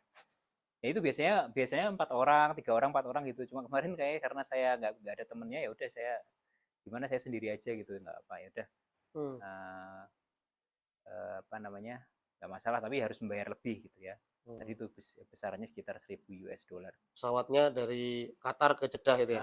Dan kebetulan pas lagi mahal-mahalnya juga gitu, karena juga mungkin euforia Piala Dunia juga, semua pemilik haya kartu bisa masuk ke Arab Saudi dengan gratis. Akhirnya harganya juga sempat naik gitu. Akhirnya saya dengan harga $1.000 tadi ya dapatnya ya agak kelas 2 itu, hotelnya juga, kemudian pesawatnya juga nggak dapat Qatar Airways tapi dapat Saudi Airlines gitu ya. Sama bagusnya sebenarnya, cuma memang lebih bagus Qatar Airways gitu. Nah kebetulan saya ke sana tuh juga pas hari bersejarah juga buat Arab Saudi, karena habis mengalahkan Argentina dan kemudian libur nasional. Saya datang ke sana tuh pas libur nasional gitu ya. Satu-satunya bisa ngalahin juara dunia. Raja Arab Saudi pada saat hari itu meliburkan semua warganya, dan di bandara itu penuh sekali tuh. Di bandara baik di Doha maupun di Jeddah itu penuh dengan supporter Arab Saudi ya. Yang berangkat juga ke Qatar karena melihat, mungkin nggak disangka-sangka juga bisa menang melawan Argentina gitu ya. Satu-satunya tim berarti yang bisa mengalahkan Argentina ya, Arab Saudi ya. Walaupun ada teori konspirasi itu. Teori konspirasi untuk paling nggak ngalah sekali biar ngindari Brasil itu kan. Biar ngindari Brasil, tapi kan nggak. Walaupun akhirnya tetap senam jantung tuh. lumayan. Pertandingan 2-3 harus Iya. senam jantung bisa lolos Iya. atau enggak itu. Iya, Oh, iya iya. walaupun akhirnya Brazilnya malah yang kalah ya. Iya, iya betul. Harusnya bisa ketemu tapi malah. Hmm. Ya saya cuma 3 hari Mas di Mekah gitu ya. Gercep Jadi ya. benar-benar paket yang sangat singkat gitu, nggak ke Madinah juga. Hmm. Cuma 3 hari di Mekah ya. Harusnya normalnya itu mungkin 7 hari ya atau 2 kali 5 hari. Jumatan biasanya. 5 hari Ya. biasanya katanya ustadznya itu. Tapi karena saya juga request ini saya cuma punya waktu 3 hari, jadi saya harus kembali lagi ke Qatar dalam waktu 3 hari ya sudah akhirnya di apa namanya benar-benar bisa dimanfaatkan waktu di sana untuk beribadah begitu ya. Hmm. Sempat ini juga banjir juga di sana kan. Oh, pas banjir Jeddah itu ya? Banjir Jeddah itu Mas jenengan di sana itu? hari kedua saya di sana. Oh. Jadi hari kedua itu benar-benar saya Hujan lebat atau gimana? hujan lebat, saya dari pagi sampai sore itu cuma di dalam kamar hotel, nggak bisa kemana-mana. Tapi alhamdulillah sore menjelang asar sampai maghrib tuh mereda, akhirnya saya bisa ke Masjidil Haram lagi untuk beribadah. Oh, itu apa namanya? Banjirnya juga di Mekah juga. Di Mekah hujan deras tapi nggak Oh. banjir, nggak sampai banjir. Oh, Kalau tapi yang banjir di Jeddah ya? ya, yang banjir sampai mobil-mobil hanyut itu di Jeddah. Memang sangat mengerikan waktu itu. Ini pertama kali kejadian itu atau kalau Pertama kali kejadian sejak tahun berapa gitu. Saya itu pertama kali dalam 10 tahun apa ya, kalau nggak salah itu memang ini juga ya. kurang resapan mungkin. Kurang resapan. Ya ini yang saya perhatikan lagi adalah Qatar adalah sebuah negara yang sangat ramah disabilitas ya. Jadi orang-orang di sana itu toilet misalnya yang sebelah kiri gambar toilet itu ada khusus yang buat penyandang disabilitas. Begitu juga di metro, di apa namanya kereta ya, di kereta cepat di metro itu juga ada tempat duduk khusus untuk penyandang disabilitas. Itu yang mendudukin sebenarnya bukan disabilitas cuma karena apa namanya sepi gitu, saya foto di situ. Ini tertib ya, orang-orangnya tertib gitu ya? Tertib sekali ya. Soal kebersihan, antrian iya, itu. jadi sangat berbeda ya, dengan orang Arab Saudi ya, mohon maaf. Oh iya. Sangat berbeda. Apa namanya Qatar lebih maju ya. Mereka juga berbahasa Inggris lebih fasih. Kalau orang Arab Saudi kebanyakan nggak bisa bahasa Inggris. Iya. Ya. Berarti jalan sehari-hari kalau di Qatar bahasa Inggris ya? Bahasa Inggris. Nah, jadi komunikasinya dengan orang-orang di Qatar itu fasih berbahasa Inggris. Terus disiplin ya, bersih juga ya. Nah, kemudian untuk di stadion pun juga ada tempat khusus yang diperuntukkan buat disabilitas ya. Jadi disabilitas juga memperoleh harga yang sangat khusus untuk bisa menonton. Jadi teman saya itu Bang Hardiman tadi itu juga termasuk kategori disabilitas karena dia pernah kena stroke ya. Jadi dia masuk ke kategori itu dan dia mendapatkan space khusus untuk menonton di stadion itu. Itu harganya juga murah sekali, jauh lah dari yang penonton biasa. Dan itu disediakan tempat yang juga sangat strategis ya di stadion itu. Habis dari tangga itu langsung tempat duduk untuk disabilitas. Serendah mungkin gitu kan? Serendah mungkin. Jadi nggak perlu naik lagi setelah masuk stadion, nggak perlu naik lagi. Gitu. Kalau kita kan masih naik-naik lagi gitu ke atas itu. Dari atas banget ya. Bahkan pas di Al Bait itu pertandingan pembuka itu saya row nomor 2 dari atas itu, benar-benar paling atas itu. Nah, kemudian bisa lanjut. Sangat multikultural ya. Jadi di sana itu saya herannya malah jarang saya ketemu orang Arab ya, yang orang Qatari, orang Arab langsung. Itu mungkin hanya sekitar 300.000 ya orang Qatari atau orang Arab, orang asli Qatar ya. Sementara mayoritas malah justru orang dari India, Pakistan, Sri Lanka, dan orang-orang Afrika. Ini yang saya foto ini orang Kenya gitu ya. Ini Muslim gitu atau? Muslim, orang Kenya. Apa namanya, dia sebagai seorang kepala security di mall yang dekat penginapan saya tadi ya. Bahasa Inggris ya? Ya, komunikasinya bahasa Inggris mereka lancar ya. Kayak mereka berarti kan statusnya kayak ekspat gitu ya? Nggak jadi warga negara Qatar kan orang seperti ini? Jadi pendatang begitu ya. Pendatang dan mereka punya ya kayak permanen resident gitu. Di statusnya bukan. Karena orang yang mau beli properti di Qatar itu sangat dipersulit ya. Sangat susah. Oh iya, harus warga asli Qatar gitu. Harus. Jadi warga asli Qatar itu benar-benar punya privilege ya, sangat tinggi untuk tinggal di sana karena tanah juga milik mereka, properti milik mereka gitu ya. Sementara orang-orang luar, orang-orang termasuk orang Indonesia kalau ingin beli properti memang sangat berbelit-belit ya, prosesnya sangat berbelit-belit. Jadi ya udahlah mending nggak usah beli properti, nanti ngumpulin duit, nanti setelah tua ya pulang lagi ke Indonesia gitu, rata-rata seperti itu. Buat istana di Indonesia lah. Jadi kayak apa nih, mayoritas pekerja kasar, sopir taksi, cleaning service itu orang-orang dari Afrika, dari Sri Lanka, India gitu. Nggak ada orang Arab itu yang bekerja di sektor itu ya. Kalau orang Arab kerjanya apa? Kalau orang Arab Orang yang penduduk asli? Penduduk asli itu malah sepertinya ya sultan ya, mereka nggak ngapa-ngapain kayaknya, malah nggak kerja kayaknya. Karena sudah punya sumber daya itu tadi. Jadi sangat jarang ya. Jadi dan mereka selalu kemana-mana pakai pakaian khasnya itu. Oh, yang Ya, apa? Yang kayak sangat- emirnya itu ya, ya, yang pakai. Jadi sangat jarang orang Arab tidak memakai pakaian itu ya. Seperti yang di atas unta itu ya, itu salah satu pakaian ya, pakaian khasnya ya. Seperti itu. Ya mungkin bisa ya, ini stadion ya, alhamdulillah bisa mencicipi semua stadion yang dipakai 8 stadion. selama 8 stadion ya. Itu yang paling kiri atas tuh Lusail yang paling besar. Finalnya ya Lusail ya. Kemudian Tumama, Al Janub, kemudian ini dari atas ya, dari kiri kanan tuh Lusail, Tumama, Al Janub, kemudian Khalifa. Ini Khalifa ini stadion paling tua. Yang kiri bawah. Yang paling kanan atas itu Khalifa. Itu yang tahun 75 ya. Yang lain tuh di bawah 3 tahun umurnya. Oh, khusus dibangun untuk Piala Dunia. Untuk Piala Dunia. Jadi yang paling tua itu Khalifa yang kanan atas itu, pojok atas itu, sama Ahmed bin Ali Stadium yang ini. Yang rumput hijau. Bukan yang kaos nomor bawah. Saya pakai kaos merah putih itu. Okay. Yang bawah. Itu Ali bin Ali itu tahun 2003 dibangunnya. Tapi yang lain itu paling tua 2019. Bahkan ada stadion yang langsung dirubuhkan begitu penyelenggaraan Piala Dunia selesai.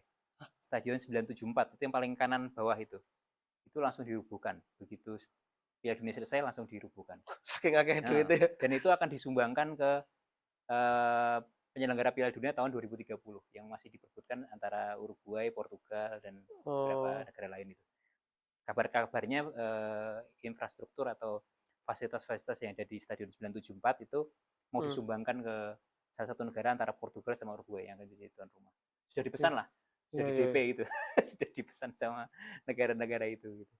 Tapi selama ini mereka punya liga lokal kan ya, kayak Safi kan Qatar kan ya, Al Saad Qatar kan ya, Safi. Tapi juga jarang yang nonton katanya kalau liga Al Gharafa itu juga Qatar juga ya. Itu sebenarnya olahraga lokal yang disukai orang-orang Qatar itu apa? Ada nggak sih olahraga lokal gitu? Soalnya orang India kan kriket gitu kan.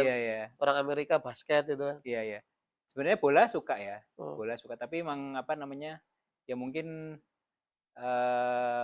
karena penduduknya sedikit itu ya, jadi nggak terlalu banyak yang nonton. Bahkan pas pertandingan pembuka itu supporter Qatar tuh cuma ada satu baris di belakang gawang itu, tribun kurva. Itu pun kabarnya juga ada selentingan itu ngambil supporter dari Bahrain katanya. Jadi udah segitunya. Jadi malah didominasi pendukung dari itu supporter dari Ekuador pas pertandingan pertama itu. Jadi emang sebenarnya bukan negara olahraga sebenarnya, cuma pemerintahnya punya ambisi untuk menjadikan Qatar ini kiblat sepak bola dunia. Kan masuk dulu beli PSG bagian dari untuk pencitraannya ya. PSG ya. Walaupun Al Khalifi itu sebenarnya kalau di Qatar nggak ada apa-apanya sebenarnya. Ya, di sana kan yang yang menguasai itu ibaratnya dari keluarga El Thani namanya. Bukan El Khalifi ya. Jadi katanya di sana nggak ada apa-apanya, orang Indonesia di sana nggak ada yang tahu sih tentang El Khalifi, keluarga El Khalifi itu ya. Ini kan El Khalifi katanya kan kayak Erick Thohirnya kan. Iya. BUMN lah, sering guyonnya kan PSG. Klub BUMN kok BUMN-nya Qatar. Iya. Jadi ini supaya nggak mubazir gimana ya? Ini menyelenggarakan lagi. Mereka tahun 2023 rencananya mau jadi tuan rumah Piala Asia kan? 2023. Tapi udah tembus ya? Sudah hampir pasti. 2023 Januari. Jadi waktunya pun juga dipilih ketika cuaca di Qatar nggak musim panas. Dingin, akhir-akhir tahun. Kalau bulan Juni Juli kan panas banget. Panas sekali. Kalau bulan Desember Januari itu cuacanya inilah paling bagus lah, paling moderat lah buat paling cukupan buat olahraga. Buat orang-orang, terutama orang-orang barat yang datang ke Qatar gitu. Nah, ini pertama kalinya ya, namanya Piala Dunia musim dingin kan. Piala Dunia di bulan November Desember ya baru kali ini ya. Biasanya summer kan, Juni Mm-mm. Juli gitu. Iya. Ini alhamdulillah bisa berkeliling ke semua stadion yang dipakai untuk menyelenggarakan gitu ya, walaupun nggak sampai final ya. Finalnya di Lusail itu. Itu saya foto terakhir ketika pertandingan Portugal lawan atau Brazil ya, Brazil lawan Korea Selatan itu. Enggak, sorry, itu Portugal. Portugal lawan Swiss ya. Kalau Brazil lawan Korea Selatan di 974. Oke, terima kasih. Sekian mungkin bisa kita lanjut dengan tanya jawab teman-teman. Siap. Ini sudah ada beberapa pertanyaan, Mas. Oke, saya baca nggih. Saya baca pertanyaannya. Ini pertama Pak Imam Suharmanto. Tapi sepertinya nanti mungkin agak ngulang ya. Saya mohon maaf, mungkin beberapa pembicaraan tertinggal sehingga masih coba-coba cari paham. Berangkat ke Qatarnya mewakili media apa, Mas? Dan prosesnya gimana gitu kan. Ini mungkin agak ketinggalan nggih. Oh, okay. Sama yang kedua, ini pertanyaan baru dari Mas Gandhi Ilham. Izin bertanya, Mas, tips dan triknya dong bagi penulis pemula yang ingin menjadi jurnalis olahraga seperti Mas Fernan. Mungkin apa karirnya kira-kira dibangun dari mana gitu kan ya. Ya, untuk Pak siapa tadi? Pak Imam Suharmanto. Pak Imam ya. Betul, saya mewakili Republika Pak untuk berangkat ke Qatar gitu ya. Dan kemudian apalagi tadi? Terus prosesnya gimana gitu Oh, prosesnya ya. Itu tadi prosesnya 6 bulan gitu kira-kira ya. Kira-kira persiapan 6 bulan ya, karena saya mengincar untuk akreditasi ya. Akreditasi PAS atau kartu akreditasi yang berfungsi untuk akses untuk masuk ke semua fasilitas-fasilitas yang dimiliki FIFA ya, seperti stadion, kemudian media center, ada kemudian berbagai macam lah konferensi pers gitu ya, masuk ke mix zone. Nah itu kalau misalnya orang tanpa persiapan itu atau tanpa memiliki akreditasi itu tidak akan bisa masuk ke akses-akses yang diberikan FIFA. Jadi hanya bisa meliput di luar stadion. Tapi kalau misalnya kita memiliki akreditasi itu, kita bisa masuk ke pertandingan, semua pertandingan secara free dan bisa masuk ke berbagai macam itu tadi fasilitas-fasilitas yang dimiliki FIFA ya. Termasuk ada FIFA Fun Festival ya. Di selama penyelenggaraan Piala Dunia kan ada festival untuk yang diperuntukkan untuk para fans ya.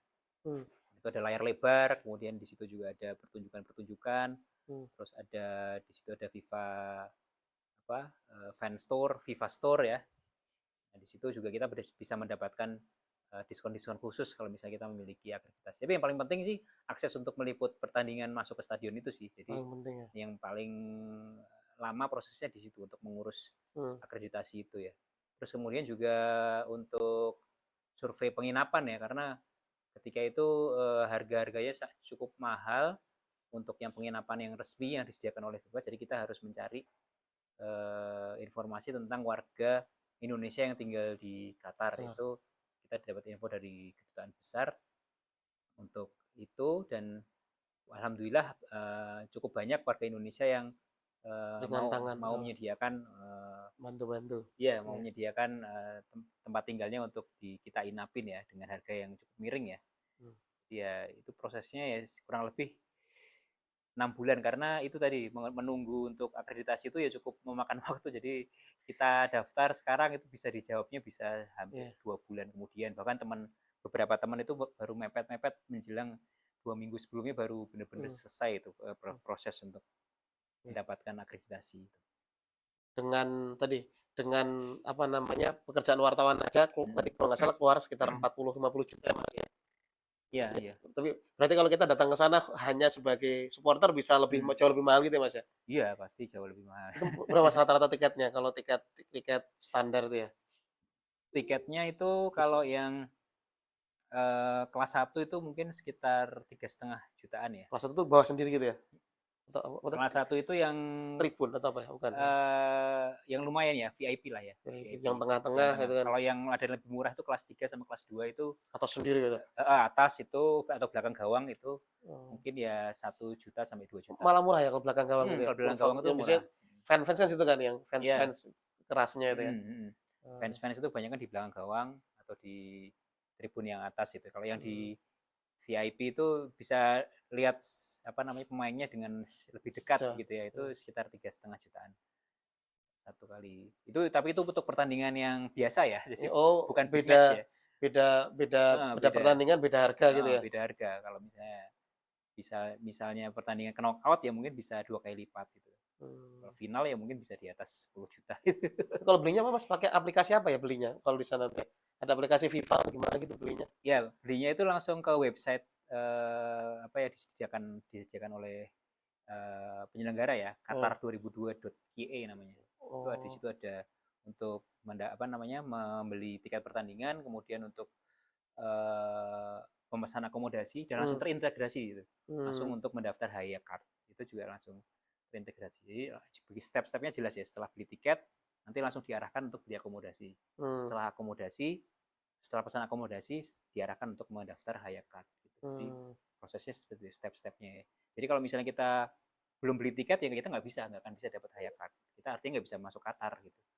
Jadi harus beli tiket dulu, harus pesan akomodasi dulu, baru bisa masuk ke Qatar gitu. Jadi emang seketat itu ya supaya untuk menyaring nggak ada orang-orang yang terlantar atau menjadi gelandangan di Qatar itu. Atau hanya untuk ya itu tadi ke sana hanya untuk ya nggak nonton pertandingan tapi juga malah justru di luar aja gitu. Jadi emang di sana tuh benar-benar orang yang terseleksi banget gitu ya. Jadi berarti belinya harus pakai modal kartu kredit kan ya? Bener ya, harus kartu kredit ya? Harus pakai kartu kredit. Tapi kalau pakai dulu karena saya nggak punya kartu kredit, saya pakai itu Visa itu dan Mastercard kan bisa. Oh bisa, yang penting debit ya, berarti debit. Saya sendiri nggak punya kartu kredit, jadi di sana kan salah satu sponsor resminya kan Visa ya. Visa, jadi penting kartu debit Mandiri itu ada Visa punya saya, jadi saya bisa membeli tiket dari situ. Pertanyaan kedua Mas. Pertanyaan tips kedua bagi penulis pemula. Bagi penulis pemula yang ingin menjadi jurnalis olahraga seperti kayaknya kan bisa jalan-jalan gratis itu kan, ketemu atlet-atlet gitu kan. Iya.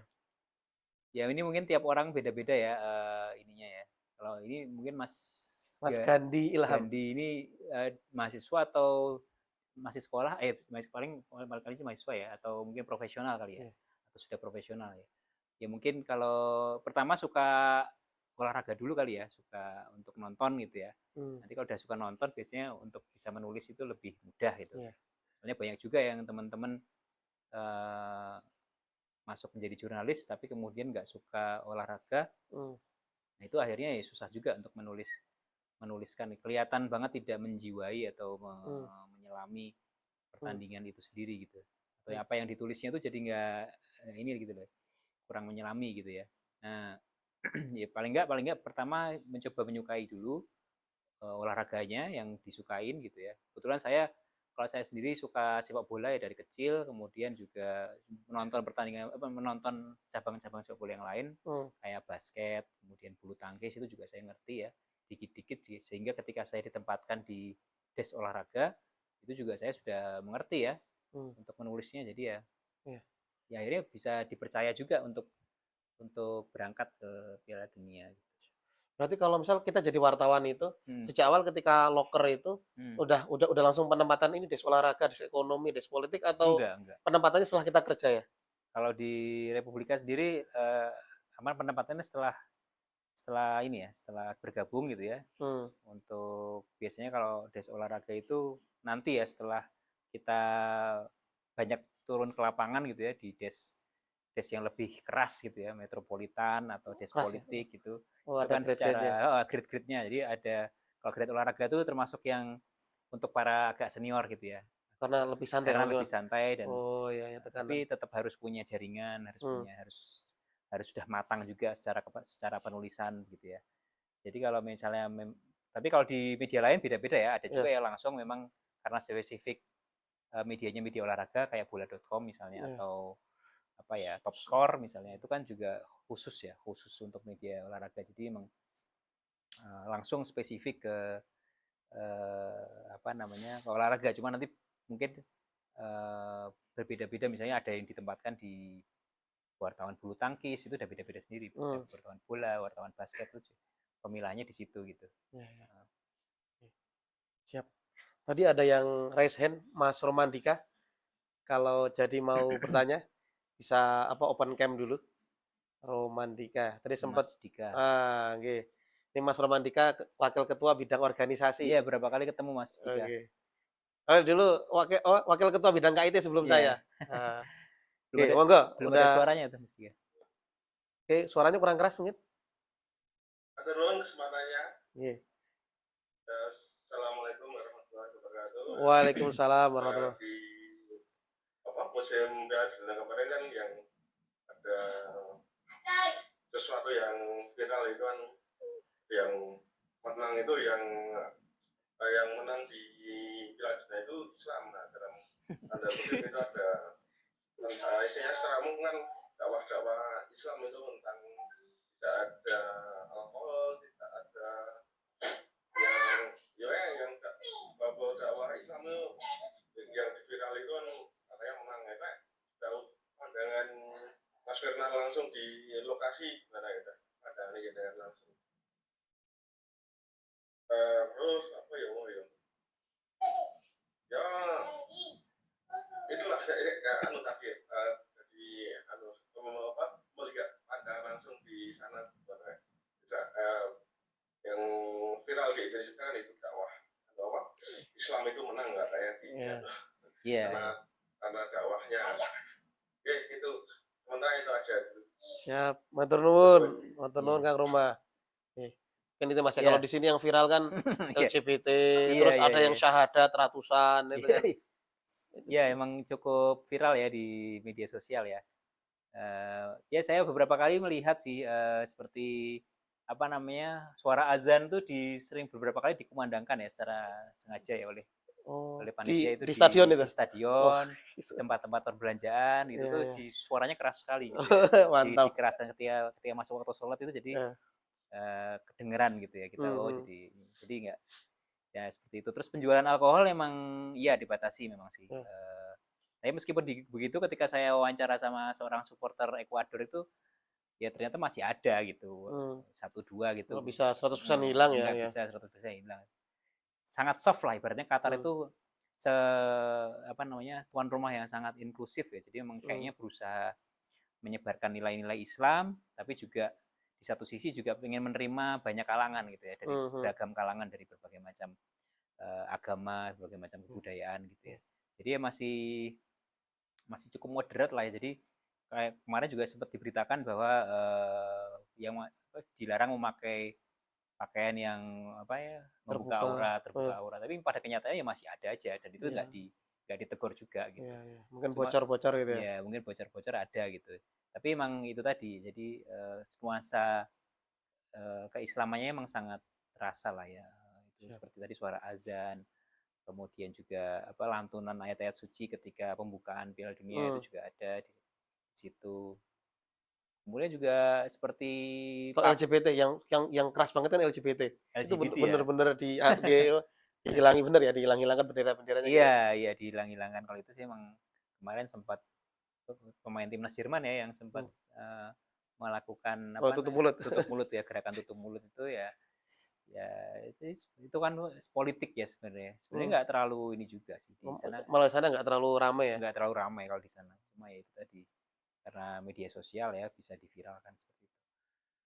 Ya saya kira Qatar sudah menjadi tuan rumah yang sangat baik ya, sangat dan mereka cenderung memang sangat berhati-hati untuk melakukan dakwahnya ya. Walaupun ya beberapa negara seperti Tunisia, supporter Tunisia, kemudian Arab Saudi gitu ya cukup sedikit kecewa juga sama Qatar ketika ditanya gitu ya, bagaimana apakah sudah melakukan dakwahnya dengan baik gitu ya. Menurut mereka kurang bagus gitu menurut mereka ya. Tapi kan itu ya selalu ada yang kurang gitu ya. Selalu ada yang kurang gitu ya. Itu kan memang saya kira bagian dari Hmm. Qatar yang ingin menjadi seinklusif mungkin bagi semua kalangan gitu ya. Kalau ingat saya kan misalnya kalau acara-acara gede gini kan gelut, hooligan, Iya, hooligan, iya. hooligan, gelut kan kayaknya hampir nggak ada beritanya kan Hampir ya. nggak ada beritanya. Ya. Karena juga supporter-supporter yang dari Eropa juga nggak banyak ya Mas. Oh. Wartawan dari Eropa, wartawan dari supporter dari Eropa gitu nggak banyak ditemuin ya. Termasuk kemarin ketika pas final itu kan sangat sedikit ya supporter Perancis itu Gitu ya. dibandingkan supporter Argentina ya. Sangat Apa ya, diboikot atau gimana ya? ya saya kira itu bagian dari itu ya, bagian dari kampanye yang mendiskreditkan Qatar ya. Jadi pemberitaan di media-media barat kan sangat jelek terhadap Qatar ya. Dan itu berpengaruh terhadap antusiasme para supporter dan jadi terbukti saya ketika di sana tuh nonton pertandingan tim-tim Eropa itu sangat gampang gitu. Gampang. Jadi masuk itu nggak ada yang kayak kalau di pertandingan Argentina Brazil itu kan wah antusiasmenya banyak banget tuh wartawan yang pengen liput ya. Kalau pertandingan Perancis Inggris itu nggak banyak gitu ya. Jadi emang wartawan-wartawan dari Eropa tuh nggak terlalu banyak. Supporternya pun juga jarang ditemui ya. Hooligans itu hampir nggak ada ya. Segelintir lah. Oke. Selanjutnya ada Mas Wahyu Dwi Nugroho yang raise hand. Mungkin bisa open cam dulu. Nah, oke. Monggo Mas, dipersilakan untuk bertanya. Ya, terima kasih moderator. Yang pertama sangat mengapresiasi bahwa teman kita bisa sampai ke Qatar gitu. Terima kasih Pak Wahyu. Jadi bagaimana Pak dalam panjenengan di sana reporter, pertama antar negara kan bahasanya kan berbeda-beda. Itu antara Korea, Arab, terus apa itu Australia atau Swiss atau itu dengan reporter itu hanya tertentu atau semua yang pertama. Terus kalau pemain antar pemain itu protes wasit itu menggunakan bahasa apa? Saya sama ini tuh Gede kalau orang Italia gini. Teman-teman itu bahasa karena itu protes wasit padahal bahasanya orang pemainnya orang Korea. Terus apa Brazil, nah itu kan bahasanya itu campur-campur itu. Dengan mengamati langsung itu protesnya nganggo gerakan apa nganggo yo murid-murid bahasa Korea. Sing ngomong apa? itu seperti apa dengan langsung secara itu. Nah, Indonesia kan paham lah bahasa Indonesia itu bahwa antar negara itu bahasanya seperti apa di mata panjenengan selaku melihat reporter terutama bahasa itu bahasa saya ketika umroh saja itu melihat di Arab itu kan ada Uzbekistan, mana-mana itu ngomong ya sulit, mau komunikasi itu sulit ya. Memang nggak bisa apa gitu, tapi Inggris juga nggak paham. Dan ternyata orang luar Uzbekistan itu atau Mesir kalau ngomong Inggris juga belum tentu bisa. Gitu. Itu seperti apa? Atau lu terus pertandingan mana yang paling berkesan? Oke. Jurnalis pertandingan yang pada saat apa yang paling berkesan dengan kemenangan terhadap pertandingan apa sih? Maturun, terima kasih. Assalamualaikum warahmatullahi wabarakatuh. Waalaikumsalam warahmatullahi wabarakatuh. Ya, bahasa ya, jadi bahasa. Ya memang beberapa kali saya menemui supporter atau wartawan itu yang ya mereka cenderung berkelompok ya dengan kelompoknya masing-masing yang ya nggak mau berkomunikasi dengan orang asing lah gitu ya. Itu ada beberapa kali ya, jadi itu udah biasa aja gitu. Ketika nanti saya pengen wawancara salah satu dari mereka misalnya nggak mau ya udah kita ganti yang lain aja gitu ya. Oh iya. Berarti biasa ada penolakan wawancara biasa, gitu ya? Kalau penolakan itu biasa lah. Jadi I don't speak English gitu misalnya, ya udah gitu. Terus tadi saya nggak mau diwawancara itu udah biasa gitu. Jadi atau misalnya nggak bisa bahasa Inggris gitu ya mereka akan jujur gitu. Saya ketemu supporter Arab Saudi itu di bandara Hamad Doha itu juga dia ngaku dia bahasa Inggrisnya nggak terlalu bagus gitu. Ya udah saya quote-nya sekenanya gitu. Kira-kira yang dia omongin itu apa sih gitu. Menanggapi gitu. Itu saya tanya menanggapi kemenangan Arab Saudi atas Argentina itu gimana sih? Saya pengen tahu antusiasme atau suasana di kota-kota di Arab Saudi itu seperti apa gitu ya. Jadi dia jawab aja sekenanya gitu, nggak bisa bahasa Inggris, dia ngomong bahasa Inggris. Ya saya alhamdulillah kebetulan sedikit ngerti bahasa Arab sedikit ya, sedikit banget gitu. Jadi dia pakai bahasa Arab sedikit ya, akhirnya saya ya udahlah pakai bahasa Arab nggak apa-apa gitu. Oke. Tapi kalau secara umum di Qatar itu emang karena dia bahasa Inggrisnya bagus ya, rata-rata penduduk Qatar itu bagus bahasa Inggrisnya. Kemudian ya walaupun juga ada bahasa utamanya bahasa Arab gitu ya. Kemudian juga para supporter yang datang ke sana pun juga sepertinya terseleksi gitu ya. Jadi orang-orang yang memang sudah cukup cukup mahir berbahasa Inggris gitu. Jadi ya tidak kesulitan untuk menemukan orang-orang walaupun dari berbagai macam negara, dari Ekuador, dari Jepang, dari Korea, itu orang-orang Korea itu juga sudah bagus bahasa Inggrisnya. Ya. Mungkin yang agak susah itu dari mana ya? Dari negara-negara Amerika Latin ya. Spanyol ya, bahasa mother tongue-nya Spanyol lah. Karena mereka bahasanya Spanyol atau Portugis ya. Jadi berapa kali saya pengen wawancara orang Brazil atau orang Argentina gitu, kesulitan tuh ketika pengen nonton pelatihannya Messi di Qatar University, itu salah satu lapangan di kampusnya Qatar gitu. Itu juga saya terpaksa harus bareng satu bis dengan wartawan-wartawan Argentina, dan mereka nggak bisa bahasa Inggris. Itu juga waduh, ini gimana ini, nanti saya pulangnya gimana, karena dari metro station ke Qatar University itu lumayan, sekitar 15 menit naik bis gitu. naik shuttle ya. Nah, dan yang kebetulan yang kenal sama sopirnya itu adalah orang Argentina ini gitu. Jadi bukan bis buat umum, tapi memang yang disewa sama rombongan wartawan Argentina itu, dan saya ngikut mereka gitu. Dan satu bis itu nggak ada yang bisa bahasa Inggris. Ya, tapi akhirnya ya udah, saya pede aja, saya pengen ikut gitu. Akhirnya dengan pakai bahasa isyarat gitu ya. Akhirnya ya alhamdulillah lancar selama di sana. Tapi sesama wartawan, misal sesama wartawan Indonesia itu biasa nggak sih kalau berbagi info atau pada nutup-nutupi gitu? Ini info eksklusif ini. Ya kalau sekarang ya kebetulan ya, karena kita sama orang Indonesia dan sangat sedikit ya, berjumlah 10 orang ya, kita alhamdulillah kompak di sana sih, saling bantu-bantu ya, narsum.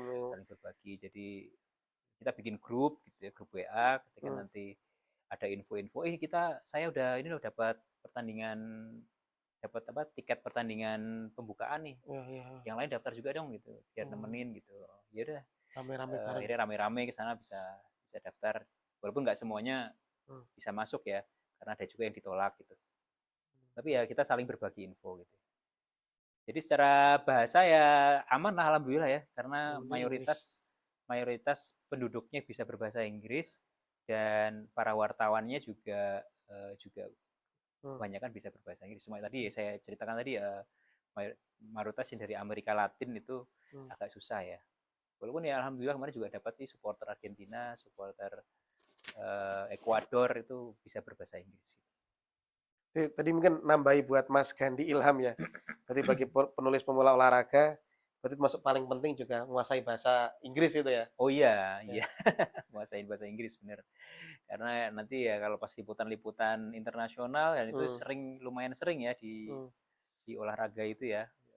Apalagi kan orang Indonesia termasuk maniak untuk olahraga seperti sepak bola gitu kan.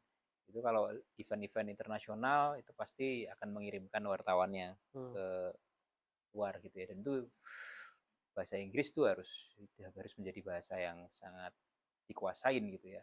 Kalau bisa malah punya bahasa lain, misalnya kayak bahasa Arab atau bahasa Jepang atau bahasa Cina gitu ya. Lebih bagus lagi kalau bisa nguasain itu. Pertandingan paling berkesan tadi ya? Apa ya? Mungkin Brazil lawan Korea kayaknya ya, 16 besar. Itu Brazil menang 4-1 ya. Itu selain saya terkesan dengan pertandingannya, tapi juga saya terkesan dengan supporter Brazil. Dan Korea itu luar biasa. Brazil itu dari metro station jalan sampai ke stadion itu mungkin ya sekitar 15 menitan gitu ya. itu nggak berhenti membunyikan trompet, menabuh drum, bernyanyi-nyanyi gitu ya. Jadi ramai sekali ya sepanjang perjalanan itu dan sangat banyak sekali ya. Jadi apa ya, yang bikin lama tuh sebenarnya perjalanan antara metro station ke stadion itu bukan jaraknya sebenarnya, tapi karena dikasih space ya, dikasih space itu sangat sedikit gitu. Mungkin ada ketakutan ada kayak kerumunan massa gitu ya. Jadi benar-benar dikasih jalur khusus gitu ya, yang diputer-puterin gitu, tapi supaya mungkin nggak ada kerumunan gitu ya. Jadi diputer-puterin gitu. Biar nggak terjadi bottleneck gitu kan. Biar nggak jadi bottleneck. Jadi puter-puterin, akhirnya sampai stadionnya jadi lama. Padahal mungkin dari metro ke stadion kalau misalnya garis lurus itu mungkin cuma 5 menit. Tapi karena harus muter-muter gitu ya, diputer-puterin biar nggak ada bottleneck, akhirnya jadi 15 menit gitu. Itu sepanjang muter-muter itu supporter Brazil itu nyanyi terus dan nabuh-nabuh drum, niup-niup trompet berisik sekali dan itu memang sangat ya luar biasa ya. Terus supporter Korea itu juga sepanjang pertandingan nyanyi terus. Nyanyi nggak berhenti-berhenti walaupun timnya kebobolan sampai 4-1 ya. Itu nggak berhenti-berhenti sampai 90 menit. Bahkan sampai ada supporter yang saya kebetulan saya kemudian tertarik melihat dia sampai stadion itu, tribun itu kosong, nggak ada penontonnya, dia masih bertahan di situ sambil mengibar-ibarkan bendera itu. Jadi sampai terus saya datengin tanya kenapa kok kamu masih di sini gitu. Ini kan sudah kosong, teman-temanmu sudah pada pulang. Ya saya ingin menunjukkan bahwa saya bangga kepada negara saya. Mereka sudah berjuang walaupun kalah dengan kemampuan terbaik. Dan inilah mungkin yang bisa saya ini ya saya berikan gitu ya. Saya berdiri di sini sambil membawa bendera dan saya akan mengibarkan sampai nanti tribun ini kosong. Jadi banyak yang mengabadikan juga ya teman-teman wartawan yang lain gitu ya. Ya itu sih mungkin paling berkesan itu ya. Selain juga pertandingannya sangat seru ya, karena gol-golnya sangat bagus-bagus. Bahkan golnya Korea juga bagus ya. Ya sayang Brazil terlalu pede kayaknya ya setelah menang lawan Korea. Mereka juga banyak dikritik karena selalu selebrasinya berlebihan. Akhirnya kena ininya juga kena karma pas lawan Kroasia kalah. Ya itu namanya bola itu walaupun juga salah satu tim yang diunggulkan tapi ternyata ya kembali mentok di perempat final. Pemegang terbanyak juara dunia Brazil 5 kali tapi ya lagi-lagi mentok sampai perempat final. Dan sampai sekarang masih belum bisa balas Jerman ya. Karena Jerman nggak lolos terus. Nggak lolos grup terus ya. Iya. Belum bisa balas Jerman 7-1. Iya, setelah Jerman juga setelah 2014 juara juga selalu mentok di Indonesia. Mentok ya. Iya, siap. Itu sih pertandingan paling berkesan ya Brazil Argentina. Karena saya nggak nyangka juga sih dapat pertandingan bisa masuk ke stadion 974 ya. Karena emang Brazil itu saya selalu ketika penyisian grup itu daftar Brazil nggak pernah dapat ditolak terus karena emang itu tadi jatahnya untuk wartawan mereka sendiri yang memang jumlahnya banyak dan apalagi Argentina ya Argentina itu juga meskipun gitu teman-teman ternyata dapat yang masih bertahan di sana ternyata dapat pas pertandingan final. Karena mungkin juga ada pada pulang wartawan yang lain karena kebanyakan kan ngikutin timnya aja gitu. Seperti saya waktu ke training centernya Inggris itu ya di sana ya wartawan Inggris semua gitu, nggak ada wartawan lain gitu. Wartawan Indonesia, wartawan dari luar Inggris kayak cuma saya aja gitu. Ngapain di sini? Ikut latihannya Harry Kane dan kawan-kawan itu. Ya gitulah. Siap. Oke. Ini ada pertanyaan terakhir lagi Mas. Sampai sebelum kita tutup. Kalau melihat dari Mas Wahyu di Nugroho lagi, kalau lihat permainan di Qatar, timnas Indo bisa masuk Piala Dunia nggak ya? Menurut materi. Aduh. Padahal Qatar aja juga hitungannya kan juga iya, pong-pongan ya. Nggak terlalu bagus juga. Nggak terlalu bagus ya, pong-pongan terus. Ya. Walaupun dia statusnya sebenarnya juara Asia ya. Juara Piala Asia tahun 2019 ya, kalau 2020. Kalau mereka juara Piala Asia ngalahin Jepang. Tapi ternyata di Piala Dunia ya mungkin tekanan menjadi tuan rumah pertama yang kalah di pertandingan pembuka ya. Jadi Qatar itu mencetak rekor sebagai tuan rumah pertama yang kalah di pertandingan pembuka ya. Ya sebenarnya kalau ngelihat timnas Qatar ya sebenarnya timnas Indonesia sebenarnya layak-layak aja ya kalau misalnya mau bermain aja sekedar bermain tapi ya sebagai penggembira gitu ya. Pupuk bawang. Pupuk bawang. Mungkin masih panjang ya. Masih panjang lah ya kalau untuk level Piala Dunia. Bahkan sekelas Qatar yang juara Piala Asia aja kayak gitu ya dihabisin ya tanpa memperoleh poin sama sekali. Padahal statusnya juara Piala Asia. Dan kita pernah mengalahkan Qatar kan sebenarnya tahun 2007 itu. Tapi ya itu tadi, kita levelnya masih di tingkat Asia aja kita masih belum sampai. Kadang-kadang kita nggak lolos juga kan Piala Asia ya. Betul. Jadi masih jauh lah ya, kita masih ya levelnya masih setingkat Thailand, Vietnam gitu ya. Walaupun nanti saya optimis untuk beberapa tahun mendatang sepertinya kalau misalnya kita bisa menggarap anak-anak yang usia muda ini dengan baik ya, insya Allah kita bisa sampai kok ke level ke Jepang, ke Korea gitu yang bisa berbicara banyak di Piala Dunia, level-level dunia lah. Paling nggak kita berbicara dulu di Piala Asia lah, bisa menembus knockout Piala Asia, baru kita nanti bisa ngomong Piala Dunia. Kalau untuk Piala Dunia saya kira dalam kurun waktu 10-20 tahun ini masih berat ya. Apalagi tambah kemasukan Australia ya. Apalagi kemasukan Australia itu, saya kemarin juga sempat ngomong sama supporter Australia itu, kalian merebut jatah Asia itu. Kalian harusnya keenaan lawannya orang Asia gitu. Kalian harusnya sendiri aja di jatahnya di Konkakaf, Oceania aja ya. Oceania. Iya, di Oceania aja harusnya nggak usah pakai jatah Asia gitu. Kita udah jatahnya yang Asia aja sering nggak lolos, apalagi di sana tambah sering tambah Australia. Oke. Oh, itu terakhir Mas Romandika berhasil kalah karena karma sama kucing. Pas press release. Oh, yang lempar kucing ya? Lempar kucing itu ya. Buang kucing ya. Iya ya, Brazil emang sebenarnya merata ya. Timnya tuh sangat merata sebenarnya kalau lihat dari kiper, back, gelandang, penyerang itu lengkap sebenarnya. Cuma ya itu tadi ada kurang faktor X ya. Itu mungkin Neymar sebagai leader ya kurang punya ini ya, karisma ya. Tidak seperti Messi di Argentina atau Ronaldo di Portugal ya, belum ya. Jadi walaupun secara komposisi lebih bagus sebenarnya Brazil. Iya, betul. Sebenarnya kemarin saya sempat wah ini kalau sampai final ini seru juga ini Brazil nih kalau ini. Saya layak lah sebenarnya untuk, cuma ya kemarin bisa kalah sama Kroasia itu juga cukup mengejutkan. Paling enggak sebenarnya saya berharap Argentina ketemu Brazil di final ya. Di semifinal. Semifinal ya. Semifinal ya. Sebenarnya kan mereka bisa ketemu di semifinal, tapi ya itu tadi ternyata Thiago Silva pemain AC Milan bekas pemain AC Milan nggak bisa sampai penutup penghujung karirnya nggak bisa mendapatkan gelar Piala Dunia. Oke. Itu kira-kira jam 21.35 udah malam. Wah, udah malam itu udah kerasa juga ya. Ternyata udah nggak kerasa 9:30 dari tadi kita sekitar jam 8 atau setengah jam. Oke, mungkin ada penutup pesan-pesan terakhir mungkin atau nasihat atau bagi mungkin teman-teman yang ingin mendalami dunia jurnalis itu apa Mas kira-kira nasihat yang berharga itu kira-kira seperti apa? Teman-teman yang mungkin ingin menekuni karir ya di dunia jurnalistik atau penulisan olahraga gitu ya ditekuni saja, insya Allah nanti ada jalannya ya untuk mencapai pencapaian tertinggi ya di ibaratnya kayak di wartawan olahraga itu naik hajinya ya Piala Dunia gitu.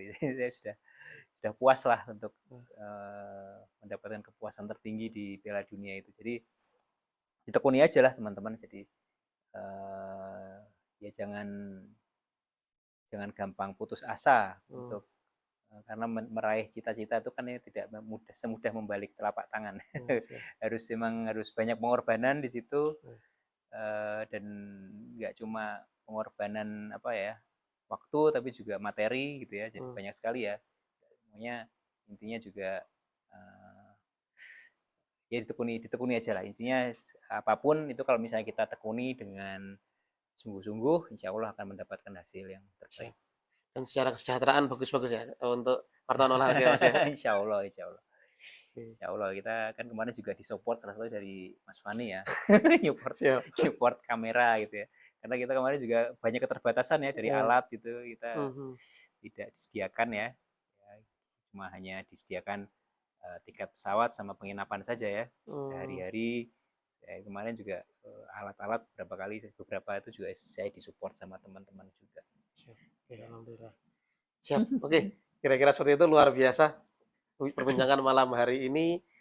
Saya terima kasih banyak teman-teman yang hadir sampai di akhir. Nanti insya Allah juga kita upload atau nanti bisa dilihat misal nonton ulang di akun resmi PWPM-DIY. Ya, semoga jadi inspirasi buat teman-teman. Yang satu jelas, Amin, amin.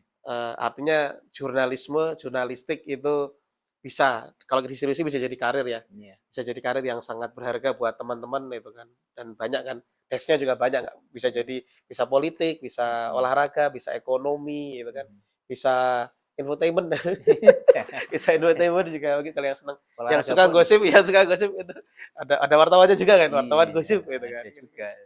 Artinya di dunia jurnalistik ini sangat luas karirnya itu, Iya. atau mungkin kalau nggak teman-teman juga nggak apa namanya nggak mendalami, nggak profesional di jurnalistik juga sekarang artinya banyak media bisa untuk mengekspresikan diri kan. Banyak sekali. Jadi bisa nulis olahraga pakai Hmm. media kita, misal Facebook atau Twitter atau Instagram. Dan banyak juga yang berangkat ke Piala Dunia kemarin juga nggak apa namanya, nggak punya institusi, artinya mereka hanya wartawan freelance tuh juga ada. Influencer gitu ya. Ya, jadi freelance nggak punya media, tapi mereka menjual kontennya untuk media-media yang mereka sasar itu ada juga. Jadi nggak melulu harus jadi wartawan JNJ. yang profesional gitu ya. Jadi dunia berubah ya, landscape Iya, dunia berubah. landscape-nya sudah berubah sekarang. Kalau dulu jadi wartawan itu harus kerja di media besar, sekarang Iya, ketika kita bisa bangun media sendiri itu Iya. bisa bangun kanal sendiri juga bisa ya. banyak ya.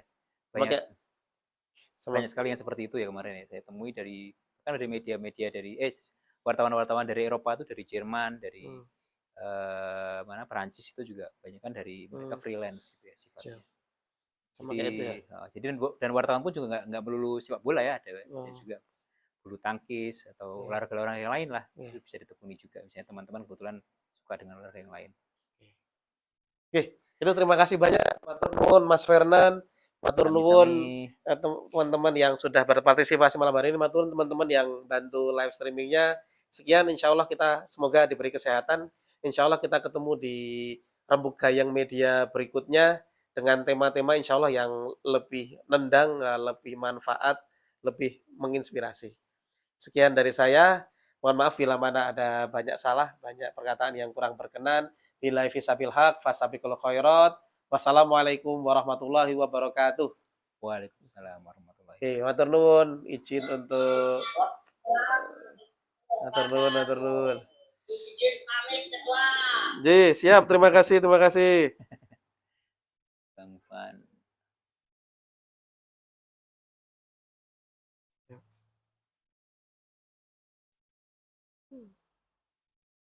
Alhamdulillah. Wis bisa di apa? Di recordnya aman ya? Kita upload sih. Oke, sip. Oh, oke. Cukup. Alhamdulillah.